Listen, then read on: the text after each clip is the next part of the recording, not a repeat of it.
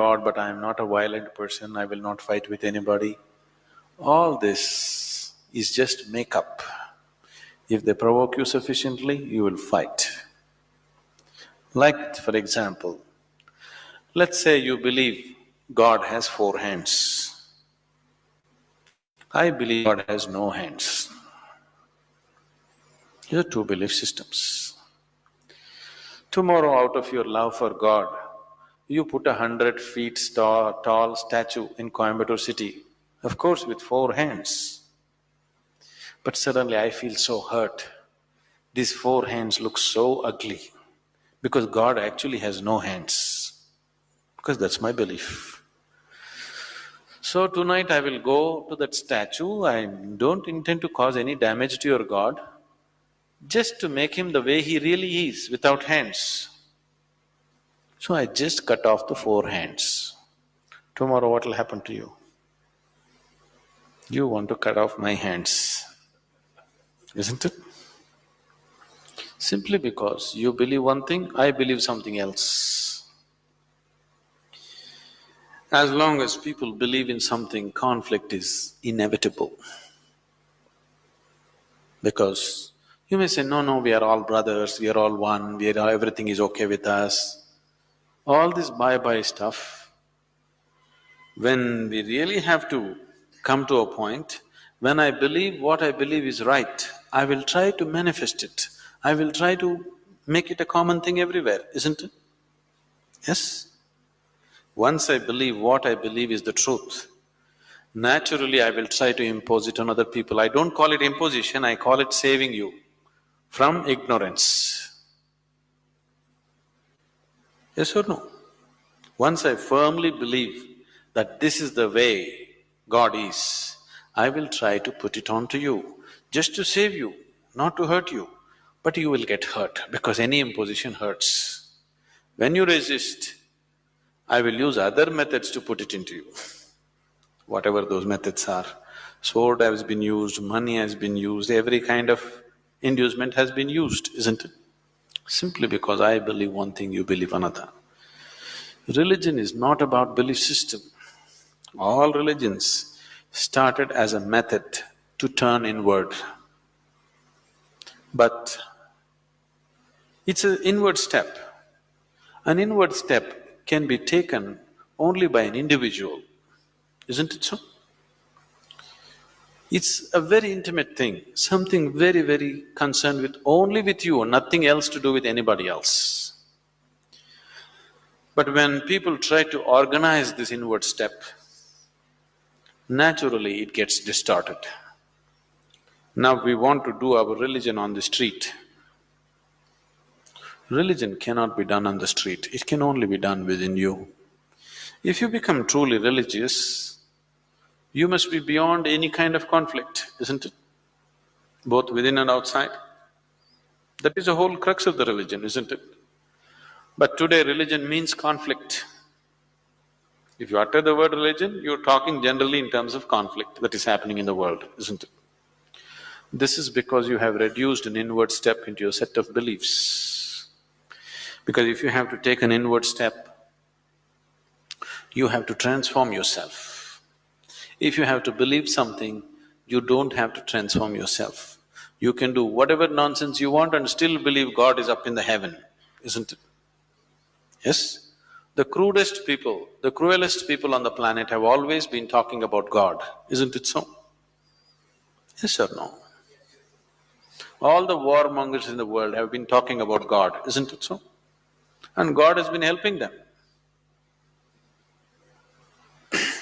See, the moment you believe something, you have a new kind of confidence. That's the biggest problem. When idiots become very confident, the world is in danger. An intelligent person is constantly hesitating with life. With every step he wonders whether what he is doing is okay or not.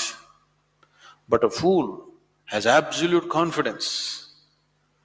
And when his stupidity gets stamped by God, that's it. No looking back. Just can go on doing the most idiotic things without any problem about it. The very nature of your intelligence is such that if you do something stupid today, tonight your intelligence will bother you, why did I do this? Isn't it so? But if you get God's stamp on your stupidity, you don't have to turn back and see. You can do grossest things on the planet and not bother about it, feel very proud that you're anyway going to go to heaven because you did all this nonsense. There is no experiential dimension, you're just believing something. Once you believe something, your belief and somebody else's belief are bound to clash somewhere. The conflict in the world is not between good and evil, please see this. Though people always claim it is so, it is not true. It is always one man's belief versus another man's belief. So religion has become a problem because we have reduced it into just a set of beliefs. If it was experientially true that you really felt God, then could there be conflict? There is no such possibility, isn't it? But because you're growing from a belief system, you're not willing to make the effort of going beyond what you have gathered from others and looking at life by yourself. That is why there is conflict. If you do not know, there will be no conflict. If you know, there will be no conflict at all. But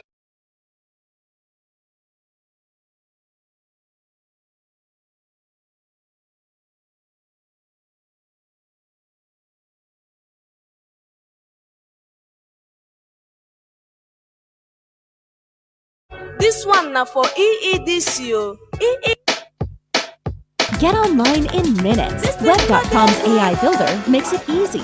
Simply tell us some info about your brand, and in a minute, the AI Builder designs an eye-catching website to showcase your idea. Wherever you are, you can use our AI tools to quickly and easily write copy for your website, social media, email marketing, and more. Our AI Builder takes the guesswork out of launching a website, so you can focus on what's important to you. Head to web.com and let our AI tools bring your vision to life today. Make una open una ear, hear this one. This one na for EEDC o. EEDC wan defraud Southeast with exorbitant electricity bill. I can pay you cash for your house, no matter what condition it's in. If you need to sell your house for any reason, click the link in this video to see if my offer is right for you. We make the process of selling your house easy and simple.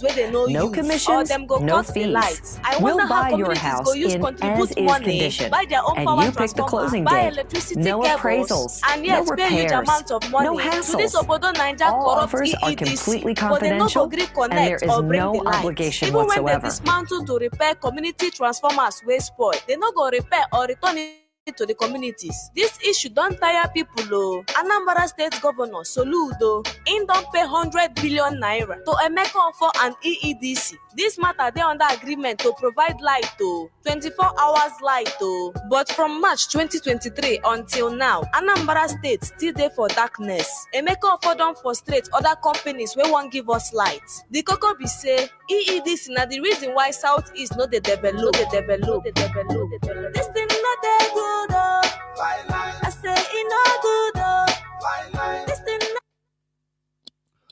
Good morning, good afternoon, good evening, and good night, great Biafrans and lovers of freedom. This is Radio Biafra House of Service coming to you through Radio Biafra London. My name remains Mazi Chinedu from Alo province of Biafra land, and we are here live and direct. Today is the 8th day of the 6th month, being the month of June 2024. And today is Saturday, as usual. I welcome you on to today's program in our normal and usual Saturday program on religious discussions on religious issues. We will never shy away from it because it is one of the main weapons or ligaments and cages we are being held hostage. That is, it is a reality that is facing us. Therefore, I welcome each and every one of you to welcome your friends and well-wishers onto this hallowed platform where we preach the gospel of liberation, the gospel of emancipation, the gospel of freedom, genuine freedom. It's not flag independence, freedom and independence. Because genuine freedom leads you absolutely and automatically to independence. You can be independent without being free. That is it. You can be independent without being free. It's just like animals in a zoo. For them, they feel they are independent, moving around, but they are being watched. They are being controlled. They have a kind of independence because they are not tied. They can move around. Are you hearing me? But they are not free. That is the reality. They can be moving around in maybe 20 hectares of land. Let's say about even 1,000 kilometers square of land. It doesn't mean that they are free. They are not free. But for them, they feel that they are independent. Oh, they are not tired. They eat food. You know, they move around, but everything is limited. They are controlled by forces that are above them. Do you see? But once you are free, freedom comes with what? Responsibility. Freedom comes with responsibility. Are you hearing me? Once you are free, now you have to chart your own path. You become responsible for your rise and failure. You have to work hard for your future. That is freedom. But when you are just a kind of independent but not free, you are being controlled by higher power that dictates how you feed. A higher power that dictates how your money, how your currency goes. That dictates that when dollar is high or low, it dictates how your people, the buying capacity of your people. That is independence but not freedom. When you are free, you don't care. You produce, you are responsible for everything that concerns you. That is total freedom. You work hard in order to make things work. Are you hearing me? You take charge of your destiny. But in Nigeria, we are not free. That is the reality. That is why we are suffering what we are suffering. What we are suffering today is artificial. Artificial. It's not divine or being done by some spirit or Holy Ghost or God. No. It is order by human being. Day before yesterday, I talked about even world order. We are not fighting to change world order, for your information, because we don't have the capacity. Rather, we are fighting to insert ourselves on the beneficial side of the world order. I'm repeating it so that people will understand. Because when we talk about world order, some people use religious sentiments, the thing they pump inside our brains with a soon coming world shaking event. Oh, this and that. Oh, and the Bible say, and the Quran say. Now you start fantasizing, oh, world order is evil. No.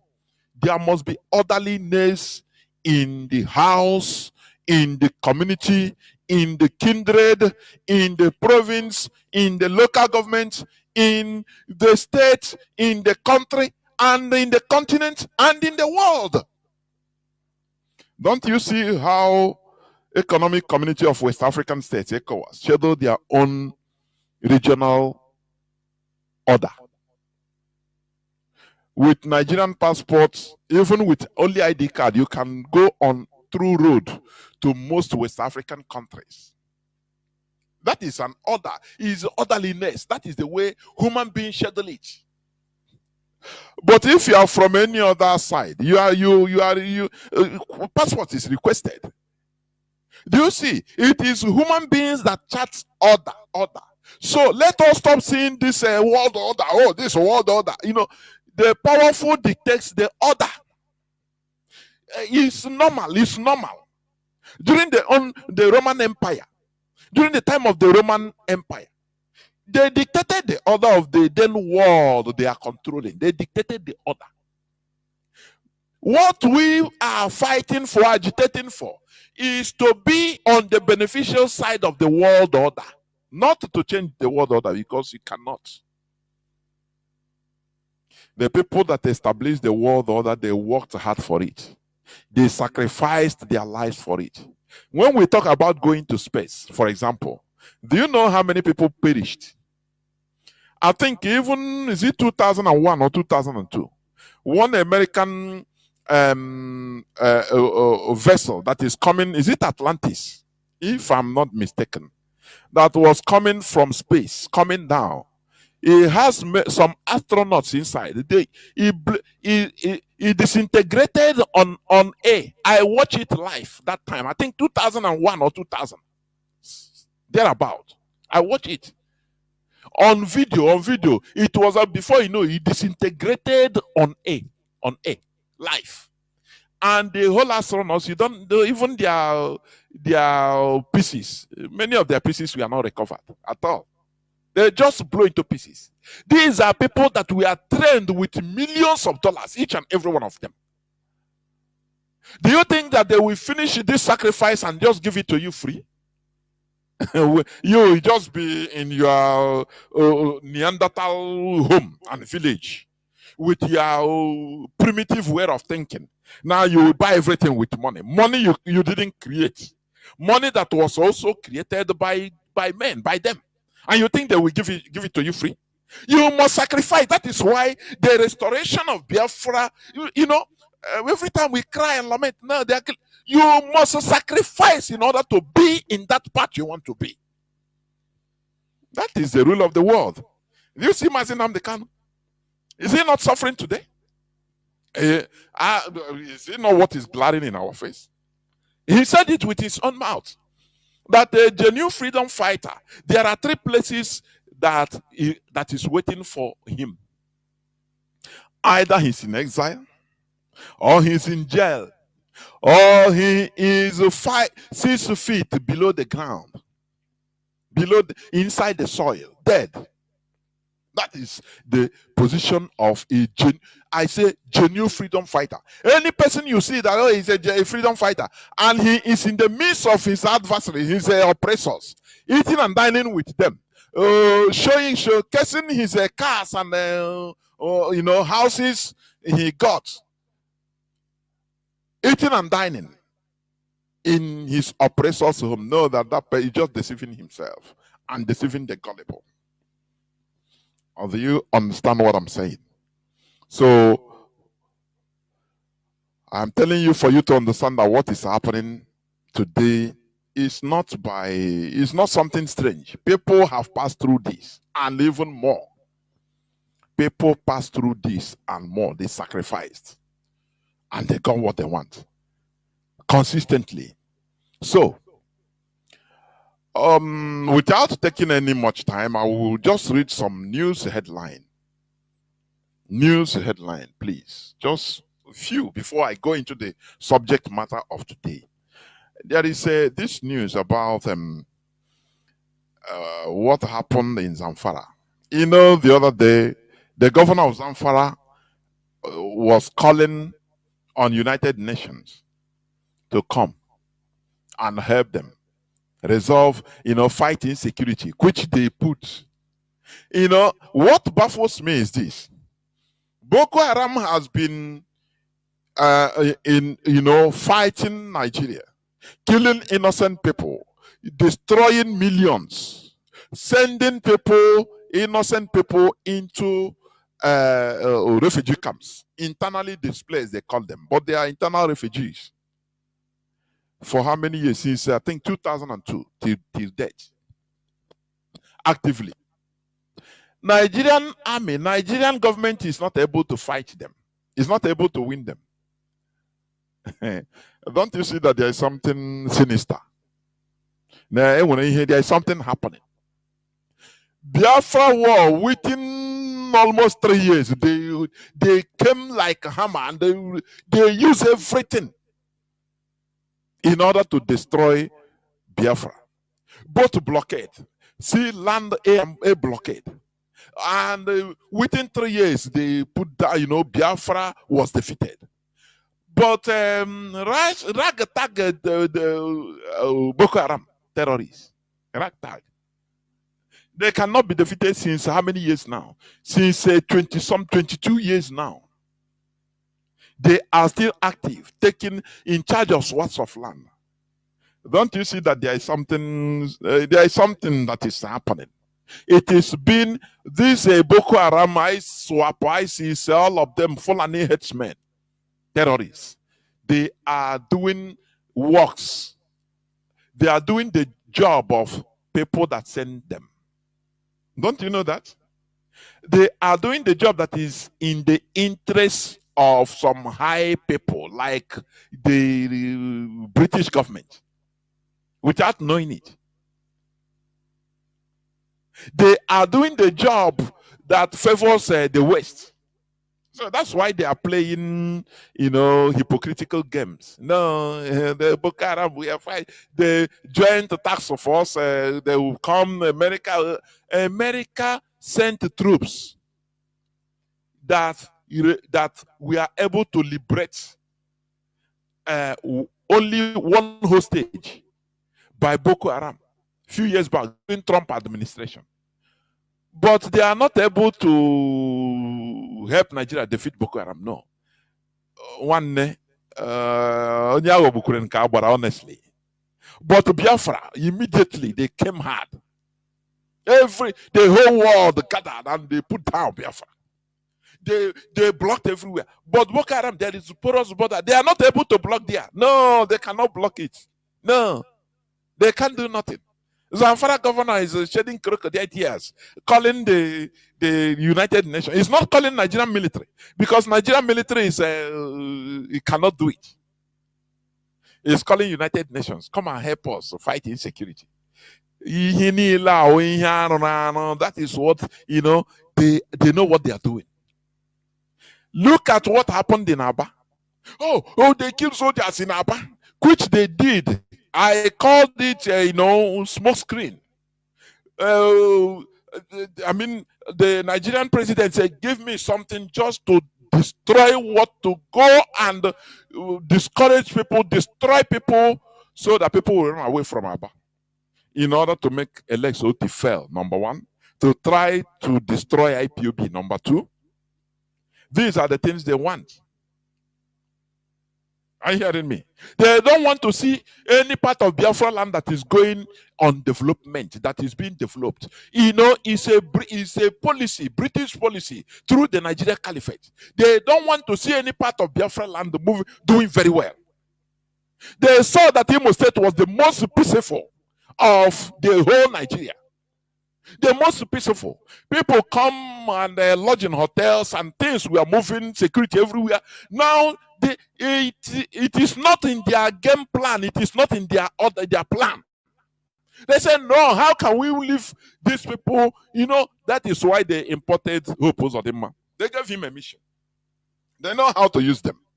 So your mission is to make Imo State insecure so that people will run away and be going back to Lagos, investing in Lagos and Abuja. Are you hearing me? That is their plan. Any part of Biafra land that they see that is trying to move smoothly, develop, have electricity, they will go hard on there. Because their policy since 1970 to date is to make Biafra land unlivable.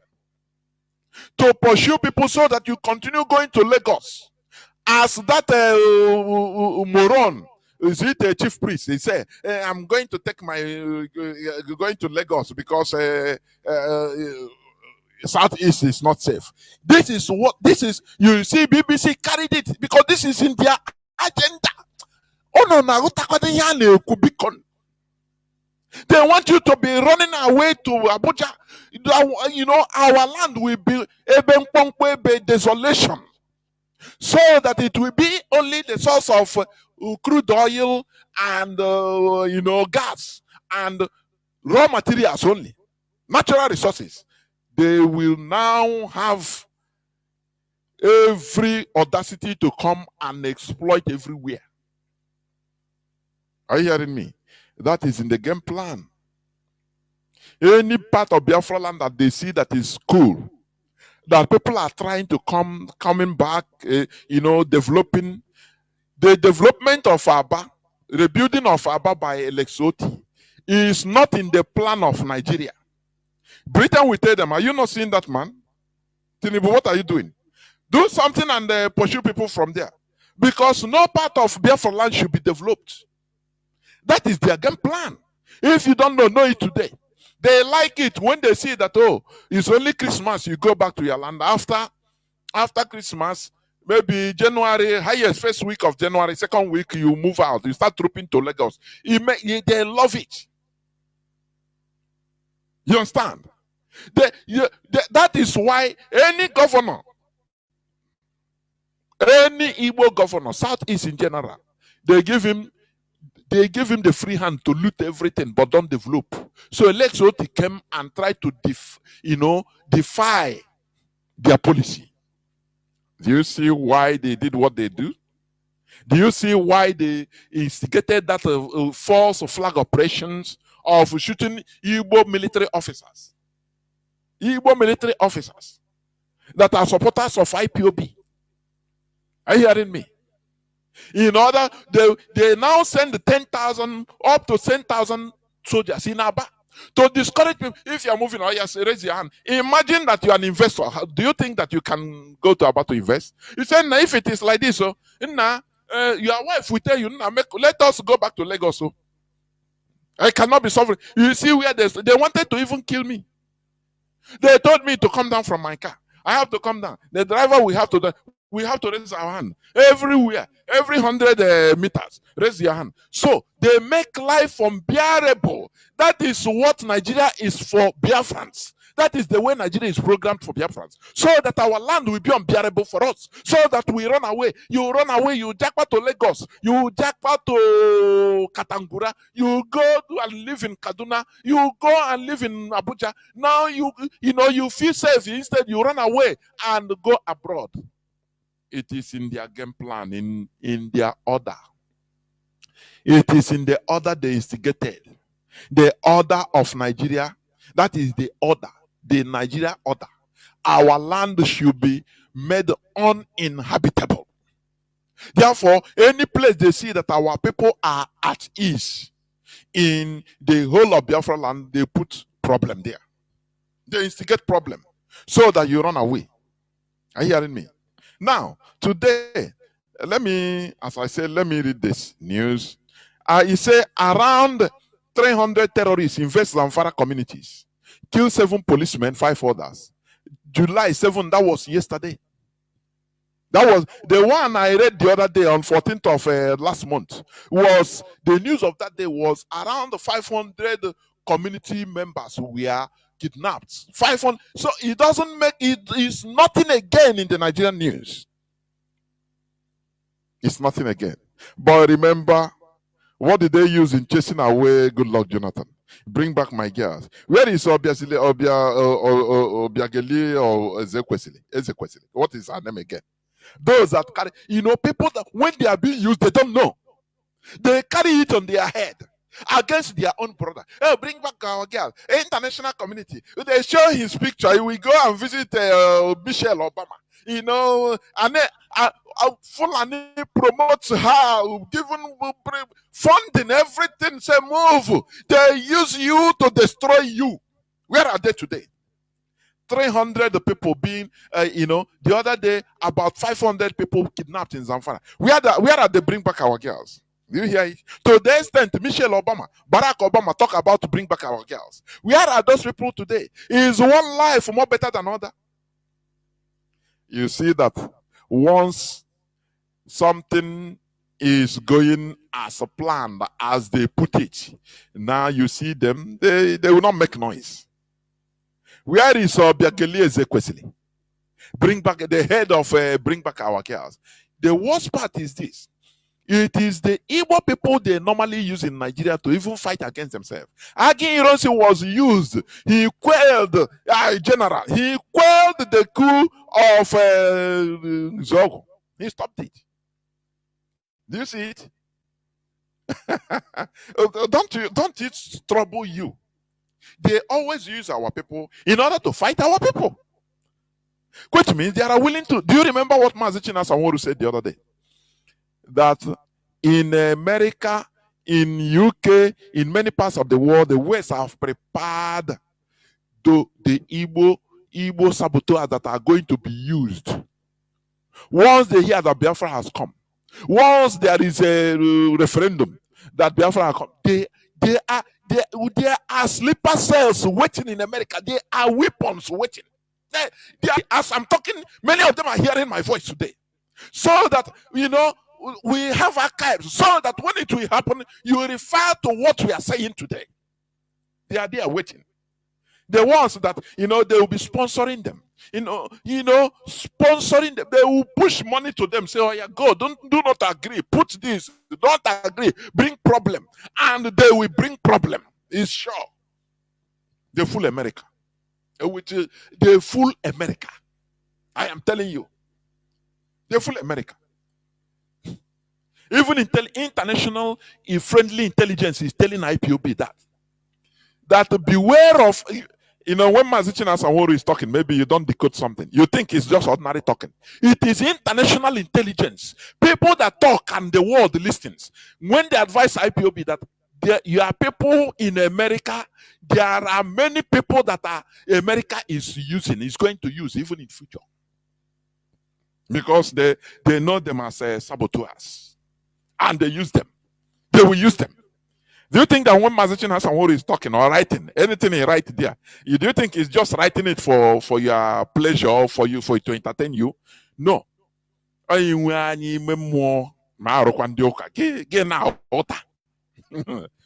understand? If you have that wisdom, internal wisdom, that there is something. There is something. Any place,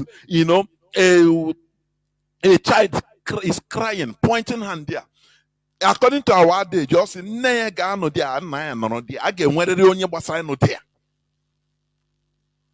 when IPOB leadership is talking, don't take their statement for granted. Are you hearing me? Don't take their statement for granted. It is reality. They are there waiting. They are guns for hire. They are guns for hire waiting. At the right time, sleeper cells, they will now activate them. So, oh yeah, go and do your job. They will start. Bidon Sobu. I gave you this one, Bidon. Oh, you are this human rights. Oh, human rights. No. You don't give order. We are Republicans in nature. So you don't give us order. You are above human. You are destroying our normal human rights. This United Nations. Oh yeah. These are windows that they are going to use in order to try to disorganize us. I know now so that the time I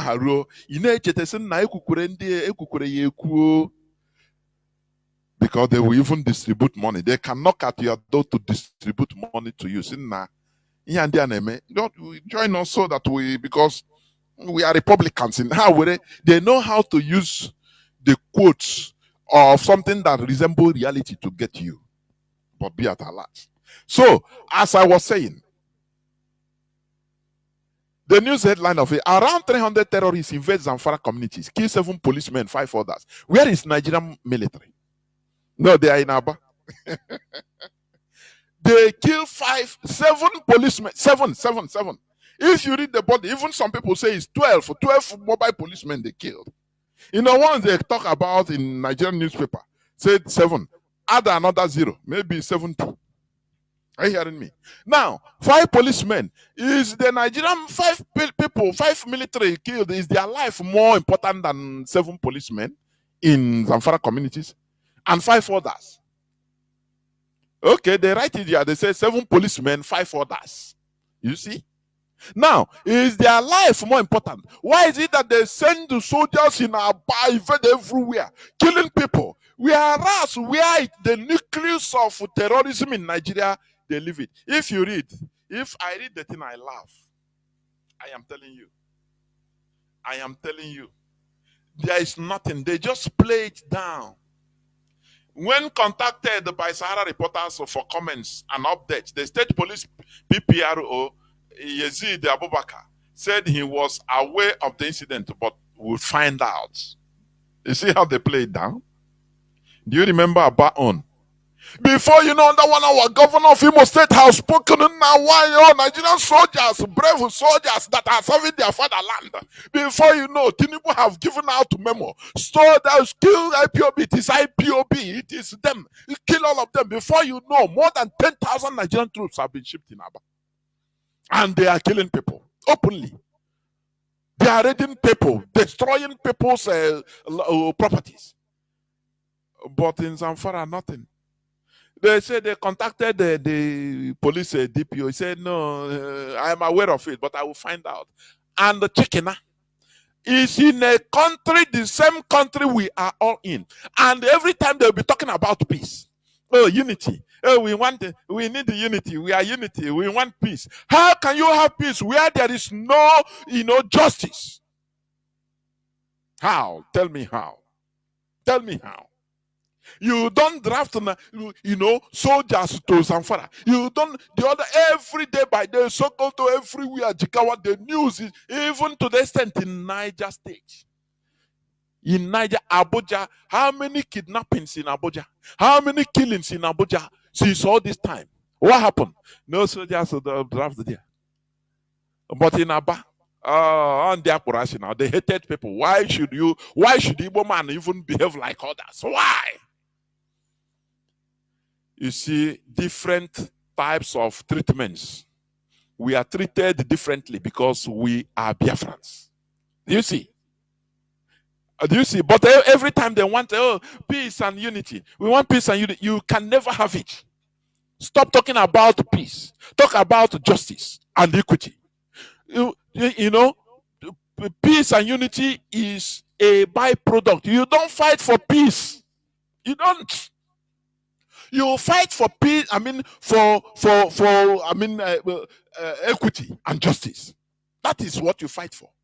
It's just like the raw material of peace. Once you have equity and justice, now you use it to manufacture peace. Finish. Peace and unity. It ends. It's the byproduct. It's the byproduct. But when you treat people differently, don't you see in America? Don't you see that? How blacks we are discriminated, how you give them the violent lifestyle they are living today because of how they are treated. Are you hearing me? But when you leave peace aside, leave unity, don't talk about it. Fight for justice and equity.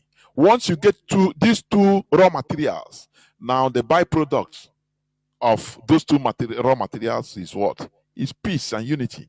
You don't even talk about it. You just come as a byproduct. That is it. As they can bring thousands of soldiers in Aba because of what they set up. Now, but the real terrorists that are actively working, killing people, even policemen, even military in different parts of the north.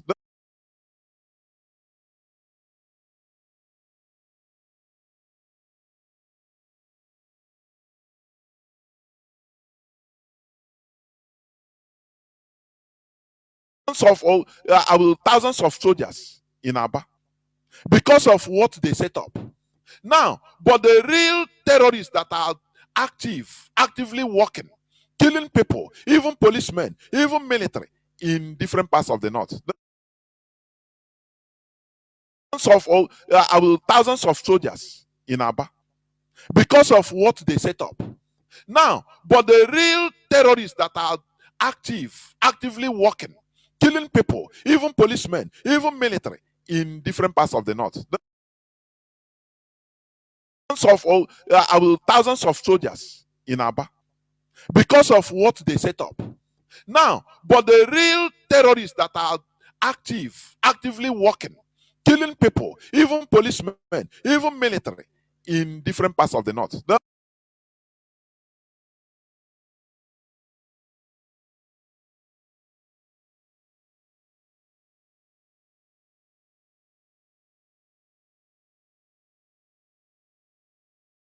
That are actively working, killing people, even policemen, even military in different parts of the north. That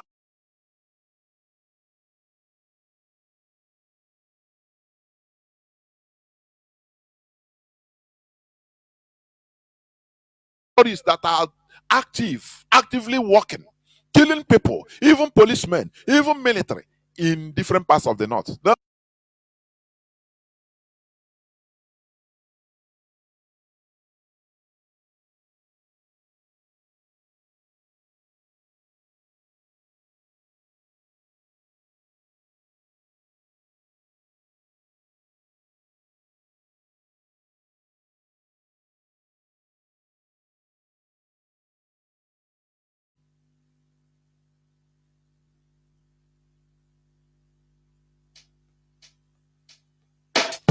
This thing not dey good oh. I say it not good oh. This thing not dey good oh. No one knows tomorrow. Oh yes. Oh yeah, make una open una ear. Hear this one. This one na for EEDC o. EEDC wan defraud Southeast with exorbitant electricity bill with no adequate power supply. On top the matter be say they no go give prepaid meter to their customers, but dem go give illegal high estimated bills. They no wan know if light dey or e no dey. Instead of them to fix am, they go force people. This thing no dey good oh. I say e no good oh. This thing no dey good oh. No one knows tomorrow. Oh yes. Oh yeah, make una open una ear. Hear this one. This one na for EEDC o. EEDC wan defraud Southeast with exorbitant electricity bill with no adequate power supply. On top the matter be say they no go give prepaid meter to their customers, but dem go give illegal high estimated bills. They no wan know if light dey or e no dey. Instead of them to fix am, they go force people to pay the bills wey they no use, or dem go cut the lights. I wonder how communities go use contribute money, buy their own power transformer, buy electricity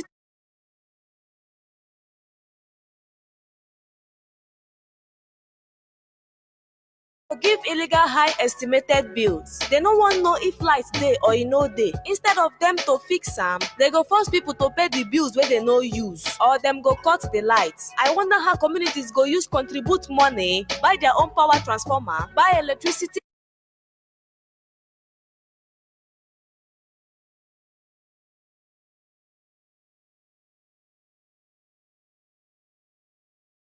they no wan know if light dey or e no dey. Instead of them to fix am, they go force people to pay the bills wey they no use, or dem go cut the lights. I wonder how communities go use contribute money, buy their own power transformer, buy electricity though. Im don pay 100 billion naira to Emeka for an EEDC. This matter dey under agreement to provide light o, 24 hours light o. But from March 2023 until now, Anambra State still dey for darkness. Emeka don frustrate other companies wey wan give us light. The koko be say EEDC na the reason why Southeast no dey develop. This thing no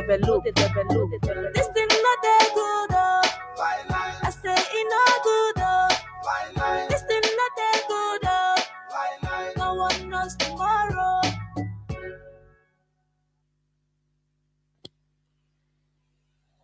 Welcome back. This is Radio Biafra House of Service coming to you through Radio Biafra London. I'm sorry for that break in transmission. It is because of an abrupt technical issue that I quickly,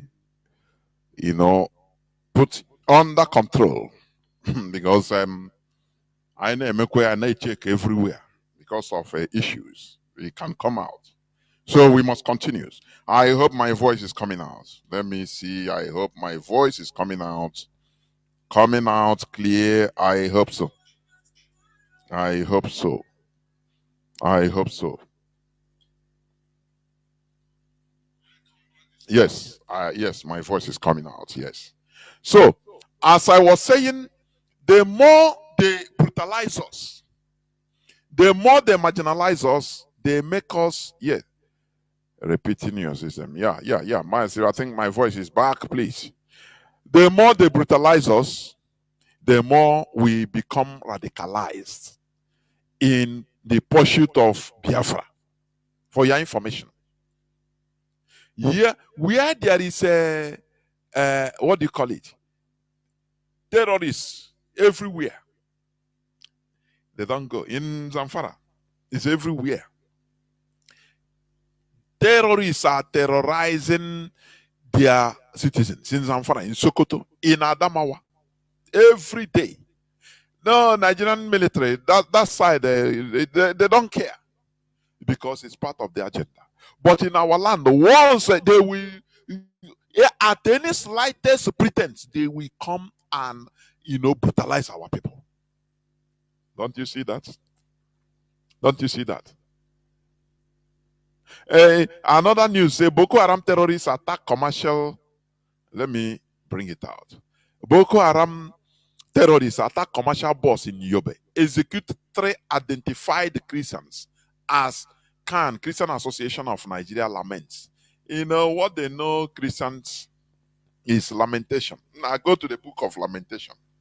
Call God. Hey God, kneel down, call, cry. Maybe we hear your voice. Oh, Kwanandieri. Boko Haram is, Boko Haram. They attack commercial bus in Yobe. Execute 3 identified Christians, which means they are fighting against the Christians. They are killing them. It didn't start today. Now, the question I want to ask is this. Where are the Christian countries? What are they doing? No, you will tell me now, no, Mr. Father Rodriguez, he came, he flew from Italy and came and start condoling with people. He brought with him Gary Gabon. I'm not talking about individual. The Christian countries, what are they doing? They have deceived you. They have given you their religion, use it to colonize your mentalities, colonize you, throwing you to the wolves. Are you hearing me?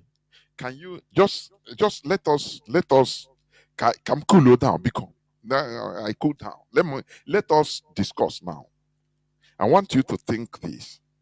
Imagine today, maybe a Christian fundamentalist, let me put it like that has arms, that carry arms. They stopped a bus and they started identifying, looking at the ID cards of people. What is your name? This one say, my name is Kalisu. You say, okay, you're a Christian, go. They identified 3 Muslims and shot them, killed them. What will happen? Nigeria will be turned upside down. The world, even Pope will speak. Why are they killing Muslims? Not Muslims killing, no, Christians killing Muslims. Don't you? Sometimes even Mazi Namdekano Megidere broadcast one day. OG will stop all broadcast midway. It used to happen to me, honestly. Imagine all these things we take as it doesn't matter. We take as mundane. It's in the just Sahara Reporter. Boko Haram terrorists attack a commercial bus in Yobe. Execute 3 identified Christians as laments. Christian Association of Nigeria laments. Now, reverse the issue now. Reverse it. Use your brain. Just reverse it. Imagine that you have Christian fundamentalists with arms. Now they kill 3 Muslims because they are Muslims. Haruna, oh, you are Haruna, you're a Muslim. Why? They kill you. This one, Muhammad, oh, they kill you. 3 in Nigeria. Imagine what will happen. No, imagine. I want you to imagine. Just use your brain and reverse this news I read now, this news headline. Not only Nigeria, the whole world will now be in disarray. Even the Christian world will give out statements. But do you know why they are not doing so on your behalf? Because they see that you are a sheep. They have put you in their cage. So what is the life of a sheep is nothing. It's meant for celebrations. Nothing more. The life of a chicken doesn't matter. The Europeans, they don't care because you are defending them. You are in their pocket. You are praising them that they brought you civilization. So what doesn't matter. Your life doesn't matter to them. So you are nothing to them. Your life doesn't matter. In Anaya, oh, the reality facing you. In Nigeria, Boko Haram, Islamic fundamentalists, they will stop a bus. The whole passengers, or yeah, they will check their ID cards. Anyone that identifies himself as a Christian, they see your Christian name, they will kill you. What would have happened if the reverse is the case? Christian fundamentalists maybe killed the 3 Muslims. Saudi Arabia will go. Even President Biden will talk. They will send the drone and everything in order to squash you because they don't need you. They don't need you as a Christian to rise up at all. They don't want you to even make noise at all. They don't want you. You know what we say here, it might not be palatable. We don't care about the palatability. The bottom line is, what we are saying, is it true? Is it true? Okwebo 3 Christians. By not that it's accident. They kill you because you are a Christian. What is the Christian world doing? Nothing. It's normal news. Oh, how many years? Only 3. It doesn't matter. These are our slaves. Let them kill them. They empower others to kill you. That is the world we are in. We are trying to change this world order so that we become beneficial.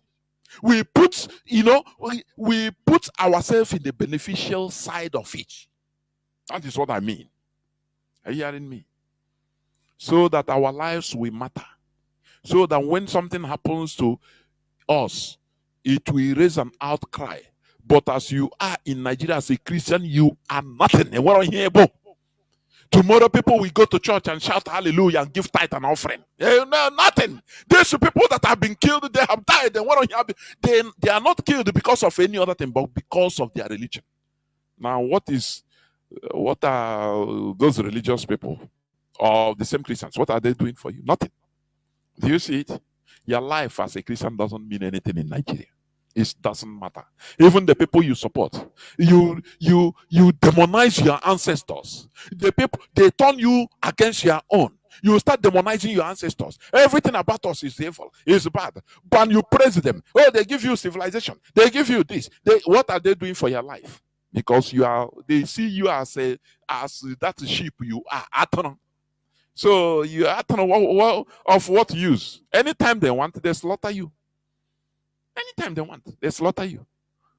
But when lion die, people will hear it. Let a Christian kill a Muslim. Let Christians kill a Muslim because he's a Muslim. You see the whole Nigeria turning upside down.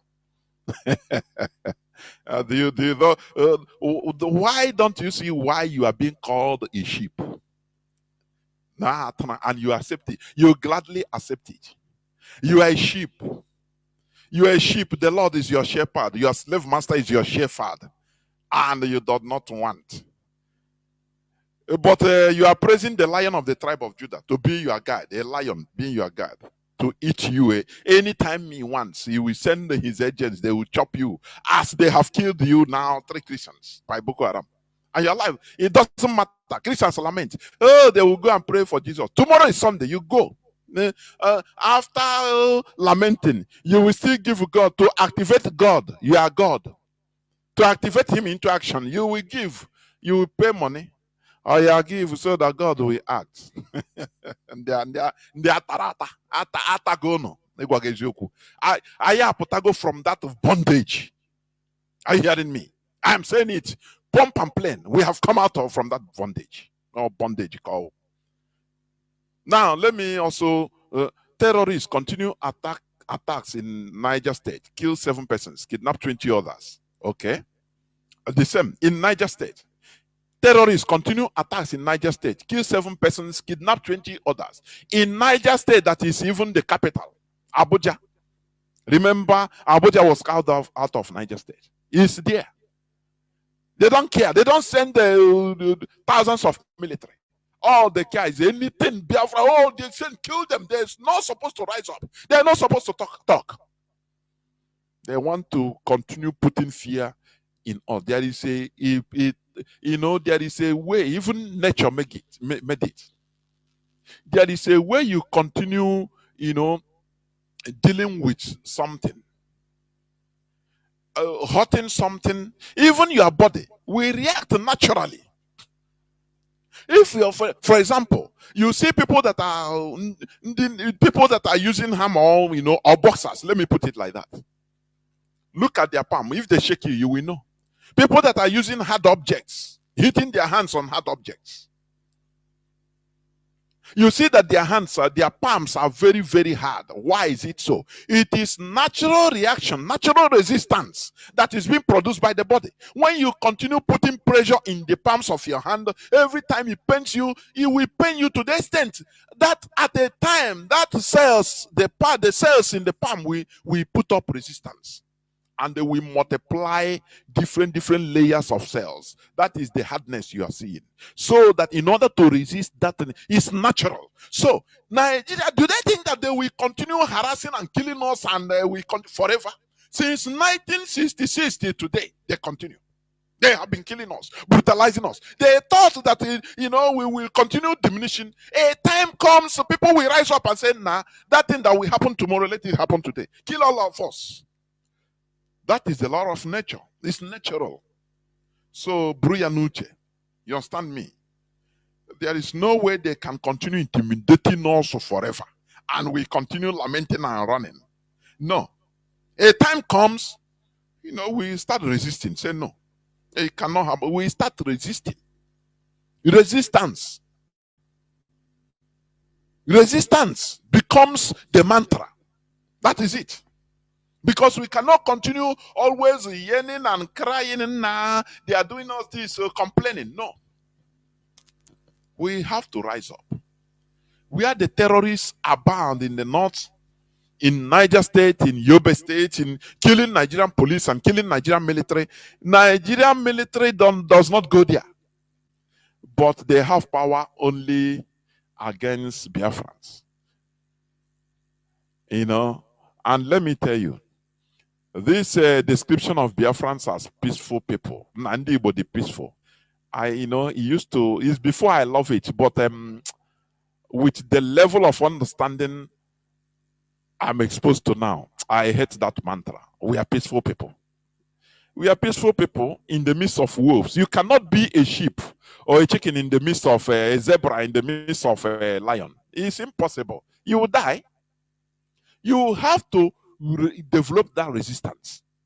That is for you to live, you have to develop resistance for you to live. You cannot be peaceful in the midst of violent people. That is the reason why, look at them, they propose for a bill that,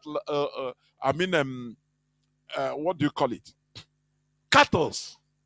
Not an Fulani senator proposed that cattle should be treated as citizens, are to be moving around everywhere in Nigeria, anywhere they like.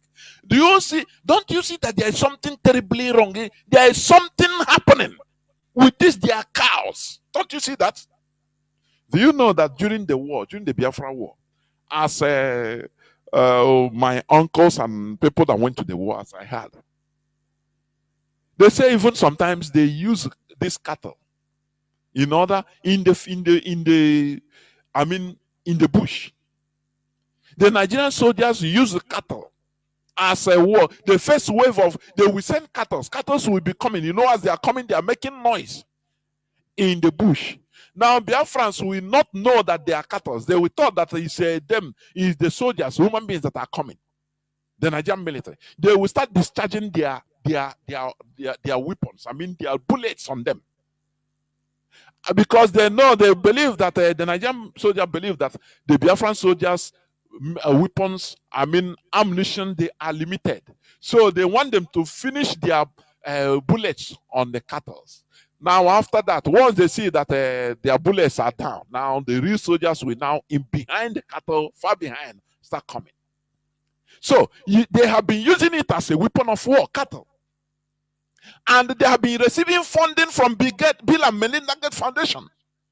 They tell them, don't worry, we are going to help you in order to subdue Biafra, subdue the South, to subdue every part of Nigeria. For them, those that are funding them bigger, they have another ulterior motive. Their motive is to cause artificial scarcity so that they can be, putting their GMO grains on the farmers. And the people will be dying. It's a way of eliminating. They are using Fulani. Do you see that? Or if there is nothing serious about it, why is it that a whole senator we propose that cattle be allowed in Nigeria to be moving freely anywhere you want? If you want, let him go and destroy your farm produce. So that if you touch that cow, you become arrested. It's what they are pushing. For your information, it's in social media. It's in the social media. People don't know what is happening. They don't know. You don't know the danger that is facing us. You don't know. They want to push it into law. Akpabio told him, no, they are not citizens. But let me tell you, this thing is just kite flying. They will now go and do the backward business. They will offer them money. They will put money into them, say, let them promulgate to push this bill into law. Push out the bill.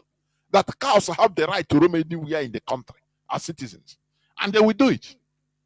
That time, in our guy, so that you be food dependent. You know what it means? Food dependent. You no more eat our natural food. That is why we are talking about going back to farm. It's part of going back to our roots. So without taking much time, which I have taken anyway, let me go direct to the topic of today's discussion. When we are talking about this religion, please, this awakening that is spreading, we are seeing it. No quite happy. Some pastors have taken it as a duty, preaching the right thing to their congregation. It's a welcome development. And now the people that will continue, they will continue. You understand me? Now, in this religious discussion, I call on, if you have opposing argument, we must be discussing. We must be discussing. We must be debating. So that is through debate we understand the superior argument. Without debate, you cannot know the superior argument. Are you hearing me? The only thing I always ask is, let us be civilized in our debate, in our criticism, in our contrary opinion. We are not fighting. You don't know me individually. I don't know you. If it is not Biafra restoration effort, which we are all involved in, because all of us have stakes in it. We are not trying to have a flag independent country that tomorrow another country also. They don't born again or another new country. The same thing. No, we don't. It's not what we want. We want to restore a sanitized Biafra.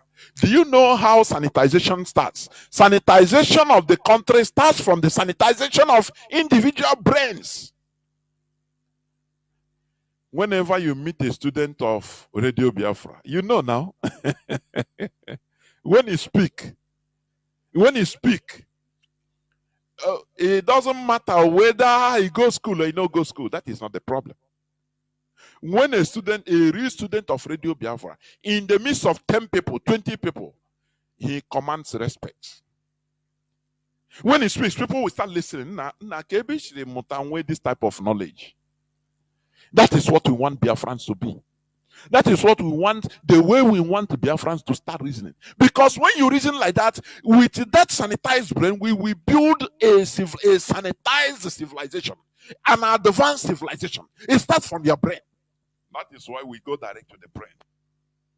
We go direct to the brain. Mazi Nnamdi Kanu said it. He said he is going direct to that brain because that is the source of our problems. The Europeans, they came, they colonized us. Only physical colonization is not enough. They use religion to colonize our mind. Therefore, I'm talking about the continuous colonial legacy in Africa, the role of religion in colonization. That is what I'm going to discuss in brief today.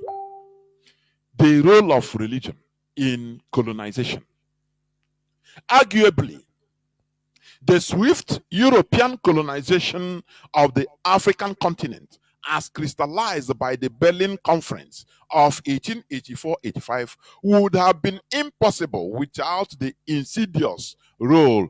When you see insidious, is grammar. What it means is deceitful. Without the deceitful role played by Christian missionaries, Christianity was used to pacify African resistance, ably coupled by the con. Note that word. Christianity was used to pacify African resistance. Because they need to conquer you.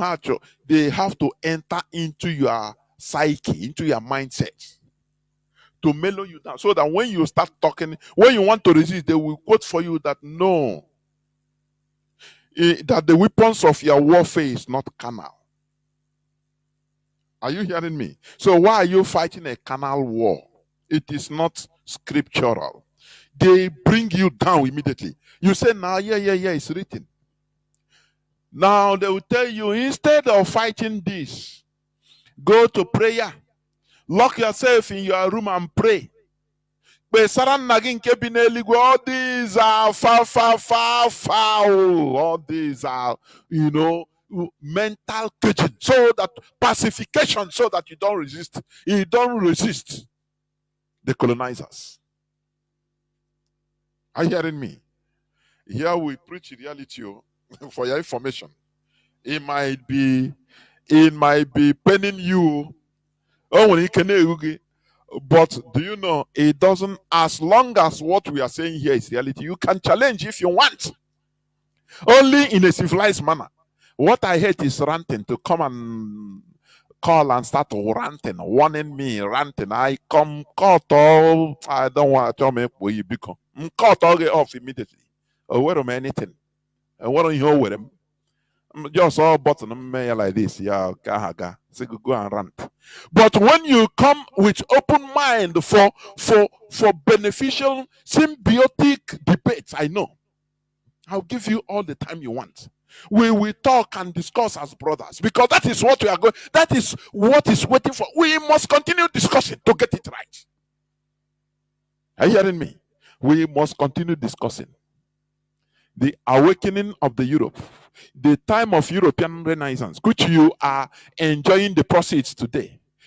I used to surprise when I see even people say, nah, do you see the Christianity you have here in Europe is different from Africa? It's a lie.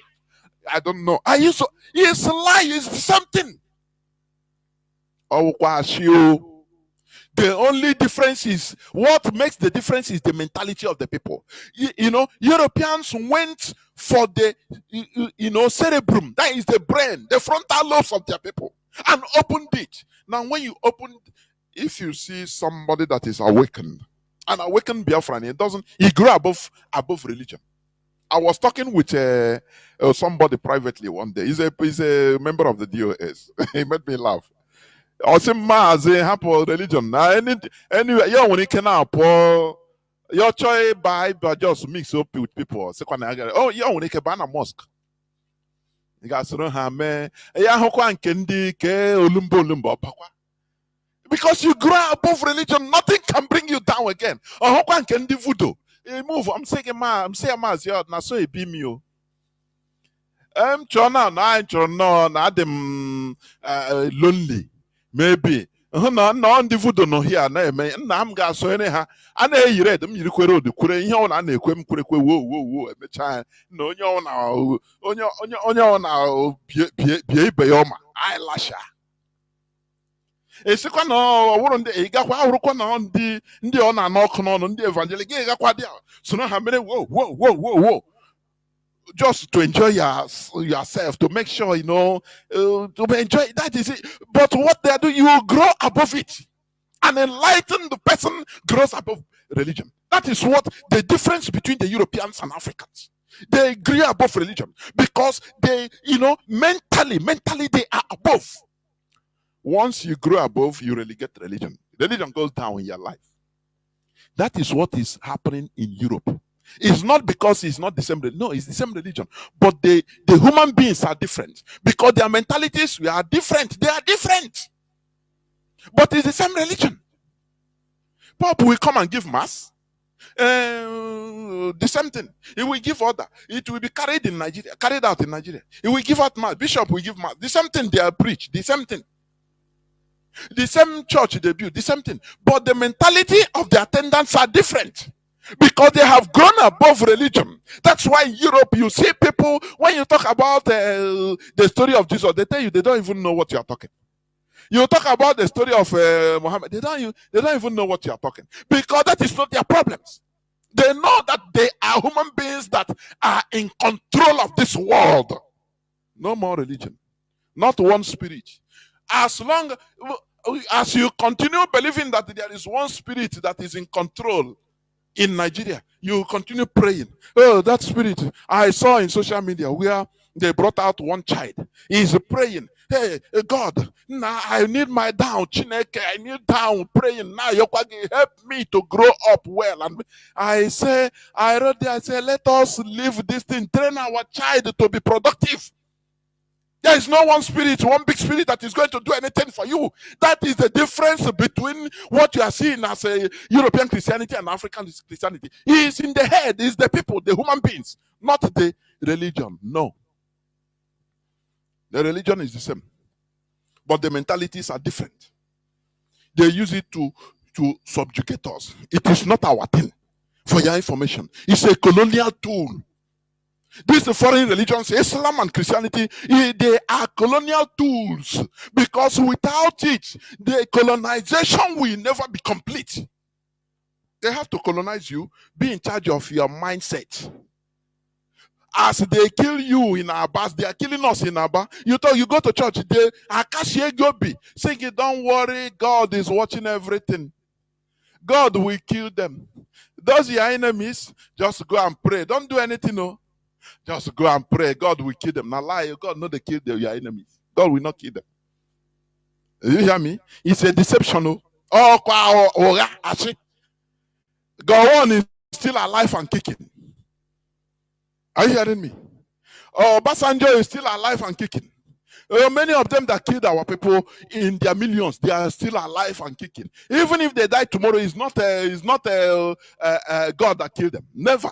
It is natural thing. Anybody die, everybody will die in different ways. So stop saying when this happened, they say no, you see, it's a karma. You have catch up with a lie.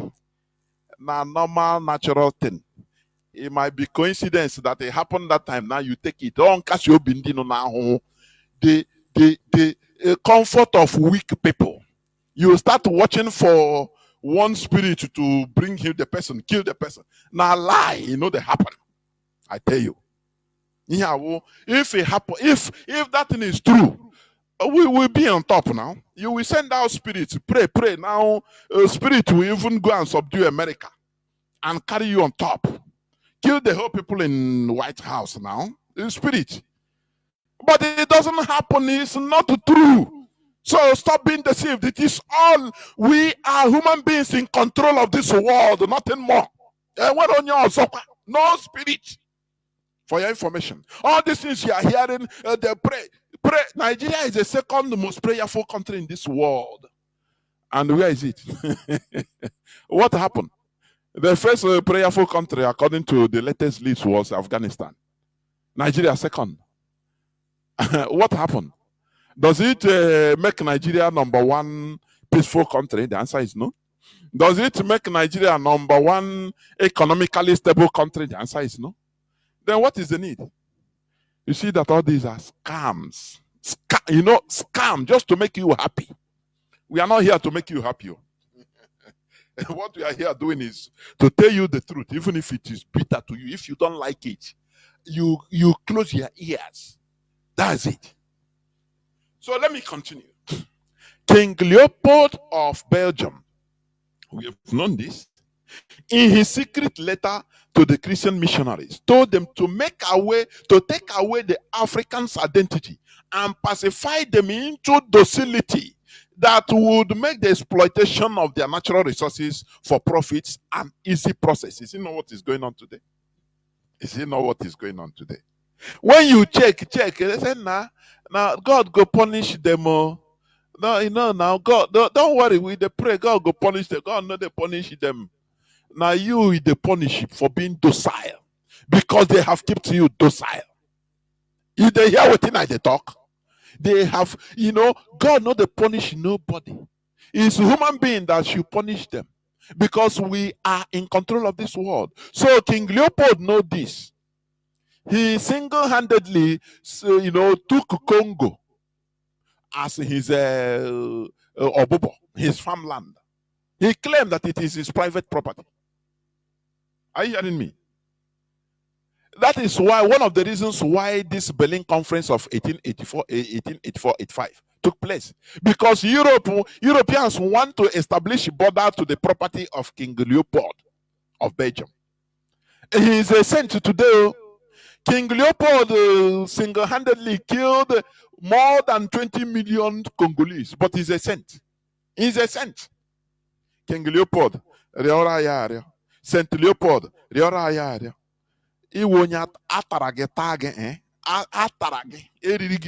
without change. But when you talk about our ancestors, you say, nah, you remember the bad things they do. Do you see? Let me tell you, the way they programmed us against our ancestors, only remembering bad things they do, it's just the same thing. The same way BBC, Britain, made sure to program our heads, Nigerians, that, what happened in 1966 is Igbo coup. Do you see how they work? They promote the fallacy and implant it in your brain so that whenever they talk about 1966, you say, Igbo coup. The same way, whenever they talk about our ancestors, they say, our ancestors, they killed twins. They make sure to continue drilling in falsehood, that bad thing into your head, and it becomes part of you. Why do you hate our they killed twins now? That's the only thing people, you don't know that the Bavarians, they killed thousands, hundreds of thousands of children because they saw them as evil with their red hair. They don't promote that now. You don't know. But they are not evil. King Leopold and his people, they killed more than half the population of the then Congo. The two Congos today, when it was one, Zaire. Are you hearing me? But they are sent. He's a saint. He's in the book of Saint Leopold. But only your ancestors, because you are programmed to be like that. The same way BBC programmed Nigerians to believe that Igbo is Igbo Q. It's Igbos that are planned and tell your brother and so go say, oh yeah, or do the coup, kill Tafawa Belewa, kill this one. It's the whole Igbos that are planning it. That is exactly the same way they programmed you to think about our ancestors. There's no difference. It's a program. Are you hearing me? Now, let me ask you this question. Why do we always cry and shout against Islamization? Why? Can you tell me why? Why? Islam is a religion. It's a religion. They are progressing in their own way. They are developing. You cry against Islamization, but you want to go to Dubai. Many of our people are listening from Dubai today. You want to go, you want to even live in Dubai, not even going there. You want to live there. You might buy property in Dubai, an apartment or a house in Dubai. You like it. It's a Muslim country, but you are crying against Islamization. Tell me why. I want you to reason why. It is because we don't want to be under the control of the Fulani through their imposed Islamic religion. For you to understand that religion is a tool of colonization. We are shouting against Islamization of Igbo land because not that it's not a religion, no, because we don't want them to change our normal, our status quo way of life, our present way of life. Now we start changing it. They start telling us, commanding us, because it's Fulani we are running from. Because when they impose Islamic religion in our land, they will be on top. They are the masters because they brought us this religion. So we'll be seeing them as angels or people that are nearer to God. You don't know, we will be learning. So they will be quoting for you in Quran. You know, that thing will be pacifying you to be taking them as more godly people. And without you knowing that it is, they are exerting more control, superiority over you. That is the way colonization occurs. Are you hearing what I'm saying? It is the same way that without Islamization, there won't be complete colonization of our land. It is the same way that without Christianization, of our land, there wouldn't have been a successful Western colonization of our land. Do you hear what I'm saying? This is the reality that is facing us. Are you hearing me? This is the reality that is facing us. Colonization was, I want to read from somewhere. Colonization was put in place with the goals of enlightening Africa, enlightening unquote, enlightening Africa via the spread of commerce, civilization, and Christianity. You see, they put that ingredient, religion, because you will not be complete. You will not be completely colonized without imbibing in their religion. Because when they have control of your body, they want to have control of your soul. Once they are in control of your soul, your whole being is in their hands. That is complete colonization. Are you hearing me? Are you hearing what I'm saying? Now,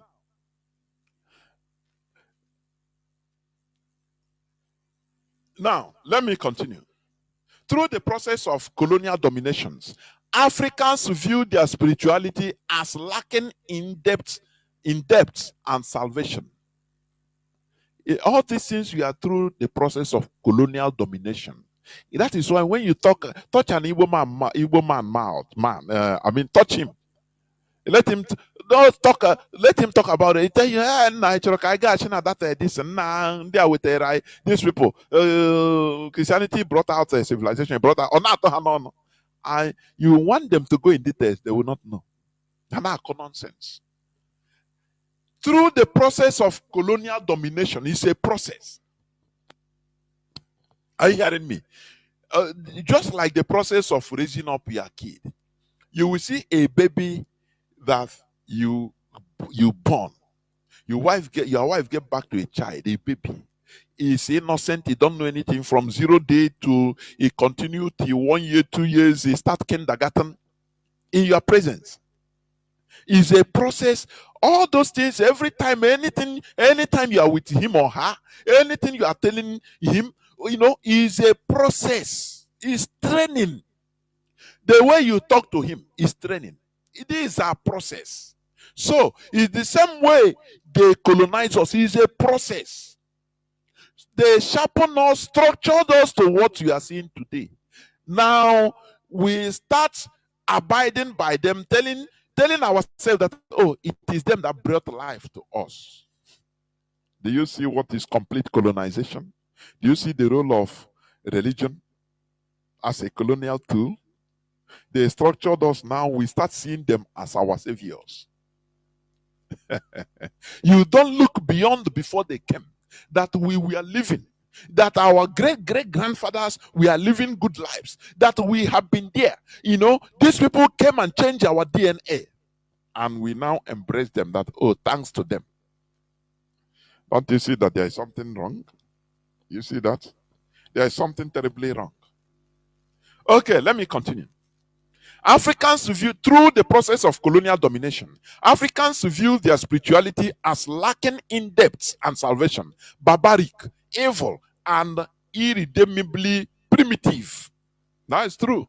When you talk about going back to our roots, people say, nah, okay, go back and live in hut. That is what they think as going back to our roots. Go and live inside the bush. You see primitive Neanderthals thinking primitively. That is going back to our roots. Because you have been programmed, the process of colonial domination programmed you to be behaving such, to be thinking in that way. African indigenous religions lacked any soulfulness, sense, whatever. That is what they think through process of colonial domination. This is what Africans internalize in their collective psyche. And this is what still obtains. Christianity taught the Africans to hate themselves.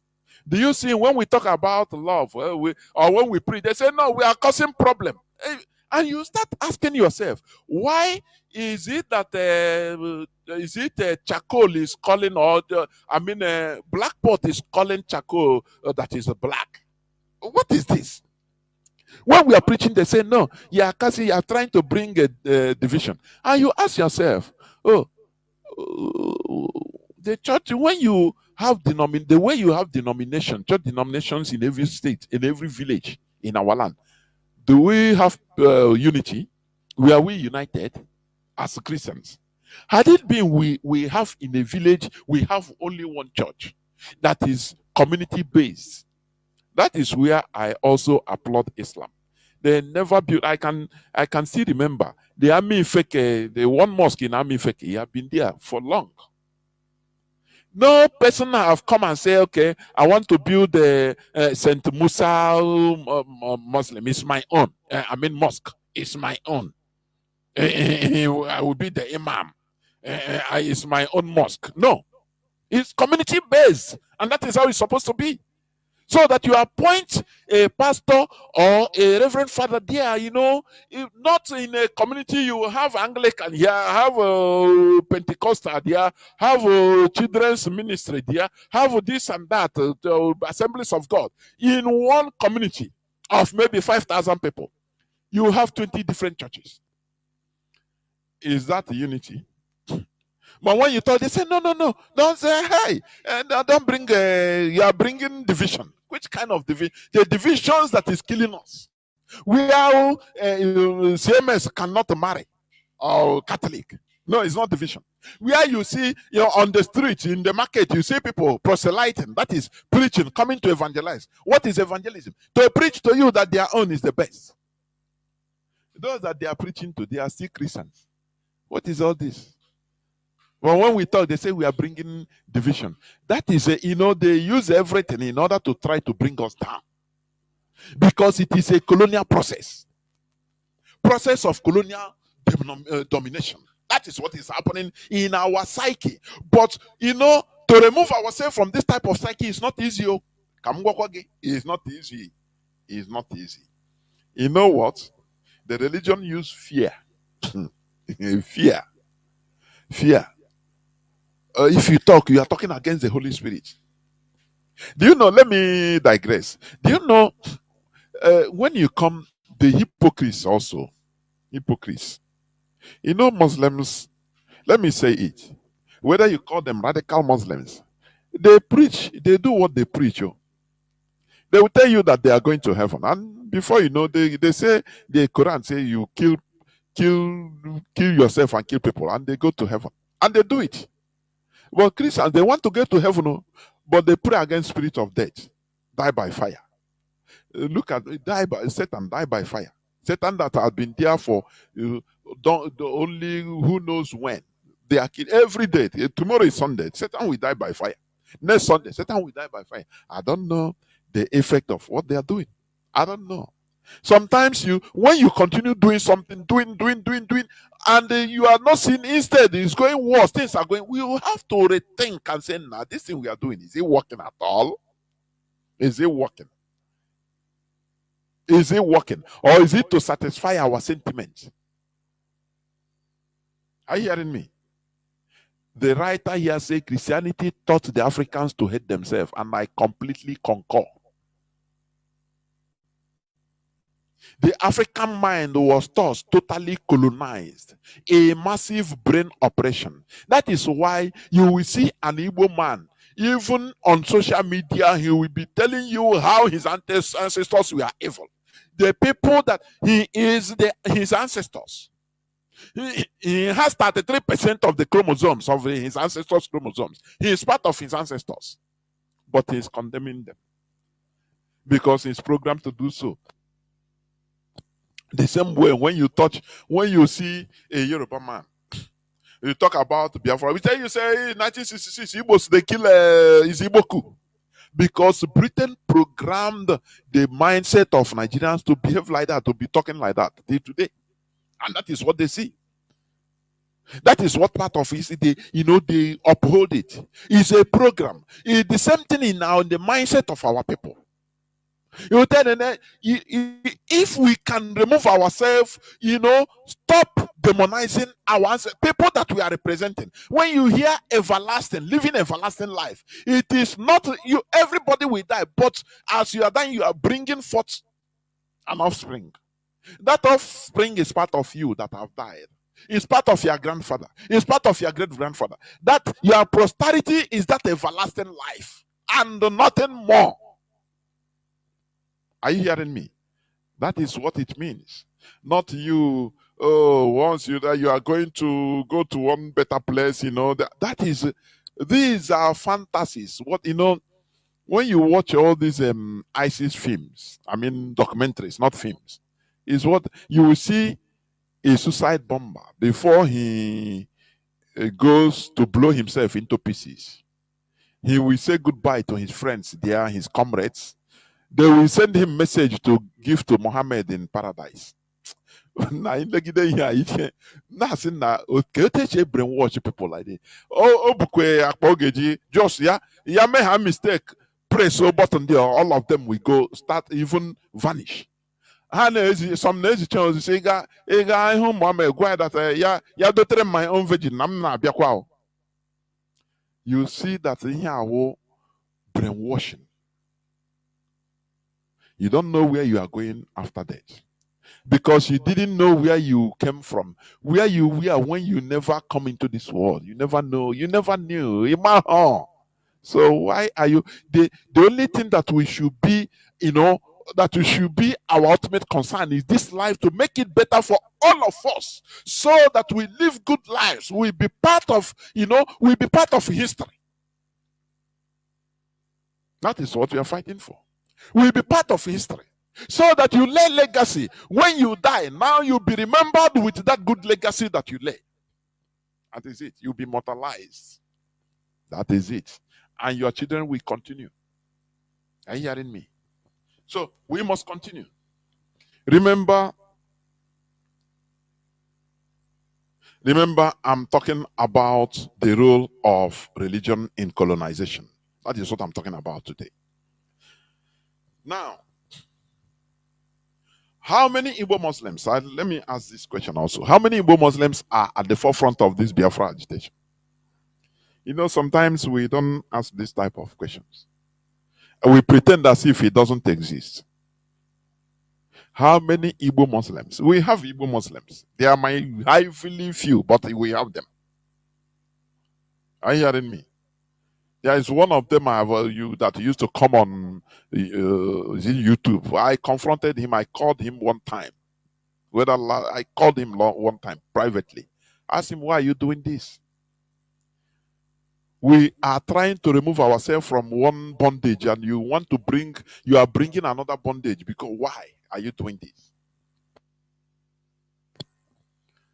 Are you hearing me? I confronted him in a civilized manner. I say, look, what I say, no, he's not against Biafra. See, what you are talking is, I know is a mouth service. Are you going to go to war? If we say we are going to war against your brothers, Fulani, are you going to really go? He laughed. Because I'm hitting him, I'm telling him the truth. It doesn't matter what, because the people that put you in that religion, imposing, you call them, you are seeing them as your brothers more than. That is why Africans were used to do what? To colonize Africans, to defeat Africans. West African Frontier Force, which also metamorphized. How to think after period that came to be even today part of Nigerian army. It turned into Nigerian army today. West African Frontier Force of Ghana, which was used to conquer many other parts of West Africa. They were black people. They were Africans. They convert them. They now turn them into seeing their masters, I mean the colonial powers, the colonizers, as their best friends. Why? Because of religion. And they use them, they now turn them to say that, Louis, what you are doing is divine. Kill the unbelievers. Subjugate them. That papal bull of Pope Alfonso the fifth, which he gave that started the slave trading, is what they brainwash the soldier. The African soldiers, which they must first of all baptize you. If you are Kwesi as a Ghanaian, they now put your name, they turn your name into a Harold. They now call you Daniel. They baptize you and tell you that you are doing a divine mission, that you are here. You do not see them as your brothers again. See them as unbelievers. See them as heathens. See them as infidels. You kill them unless they don't believe. Don't see them as your brothers. So that if you are dealing with them, you deal with them as Satan. Do you see it? And you are telling me that religion does not play any role, that they brought unity for us? Is that what you're telling me? Now I ask the same question again. How many Igbo Muslims are at the forefront of this Biafra agitation? How many? I never see. If you see, you let me know. They will be seeing us as their Fulani. They will be seeing us as against their Fulani brothers. Yes. When we talk about Fulani, imagine Igbo Muslim. When you talk against his Fulani brother, he will tell you, no. If Biafra is against my Fulani brother, no. Me, I know they. Because they are men of God. They are men of Allah. Do you see that? Do you see what religion can cause? Oh, don't talk against my Jesus. If it is that, I remove Biafra. And you tell me, that it's not brainwashing. This is the devastative role of religion in our psyche. You see, they build the biggest Islamic school or college in Abakaliki or in Afikpo. In Afikpo. Why? Why didn't they build it in Katangura? They are coming. They are using soft and hard way in order to make us, to turn our people into another bondage, double bondage. Are you hearing me? That is the reality. And I want you to be envisaging what we are seeing today that is happening in our face. It is what happened to our ancestors during the advent of colonizers, using their Christianity, using their religion in our land. They start resisting, saying, now we never see, we don't want to be Christianized, so we need to resist the same way we are shouting against Islamization today. That is the reality. Are you hearing me? Now, as I said the other day, they demonize one of our revered deities, Ekwensu, to be their Satan. And today, we continue fighting Satan. It's a program. You see Europeans that doesn't every time go to church and start fighting Satan, they are progressing. Because they are making use of their natural brain in order to develop. They have developed that brain, their private brains. So that, there is no more portion for religion to be in there. There is no more portion for religion in their brain. They stifled the portion of religion. It's not in their brain at all. But in our own, they came and they push us into developing that portion of religion, into believing fantasies, so that the portion that brings about critical thinking is stifled. Do you see the difference?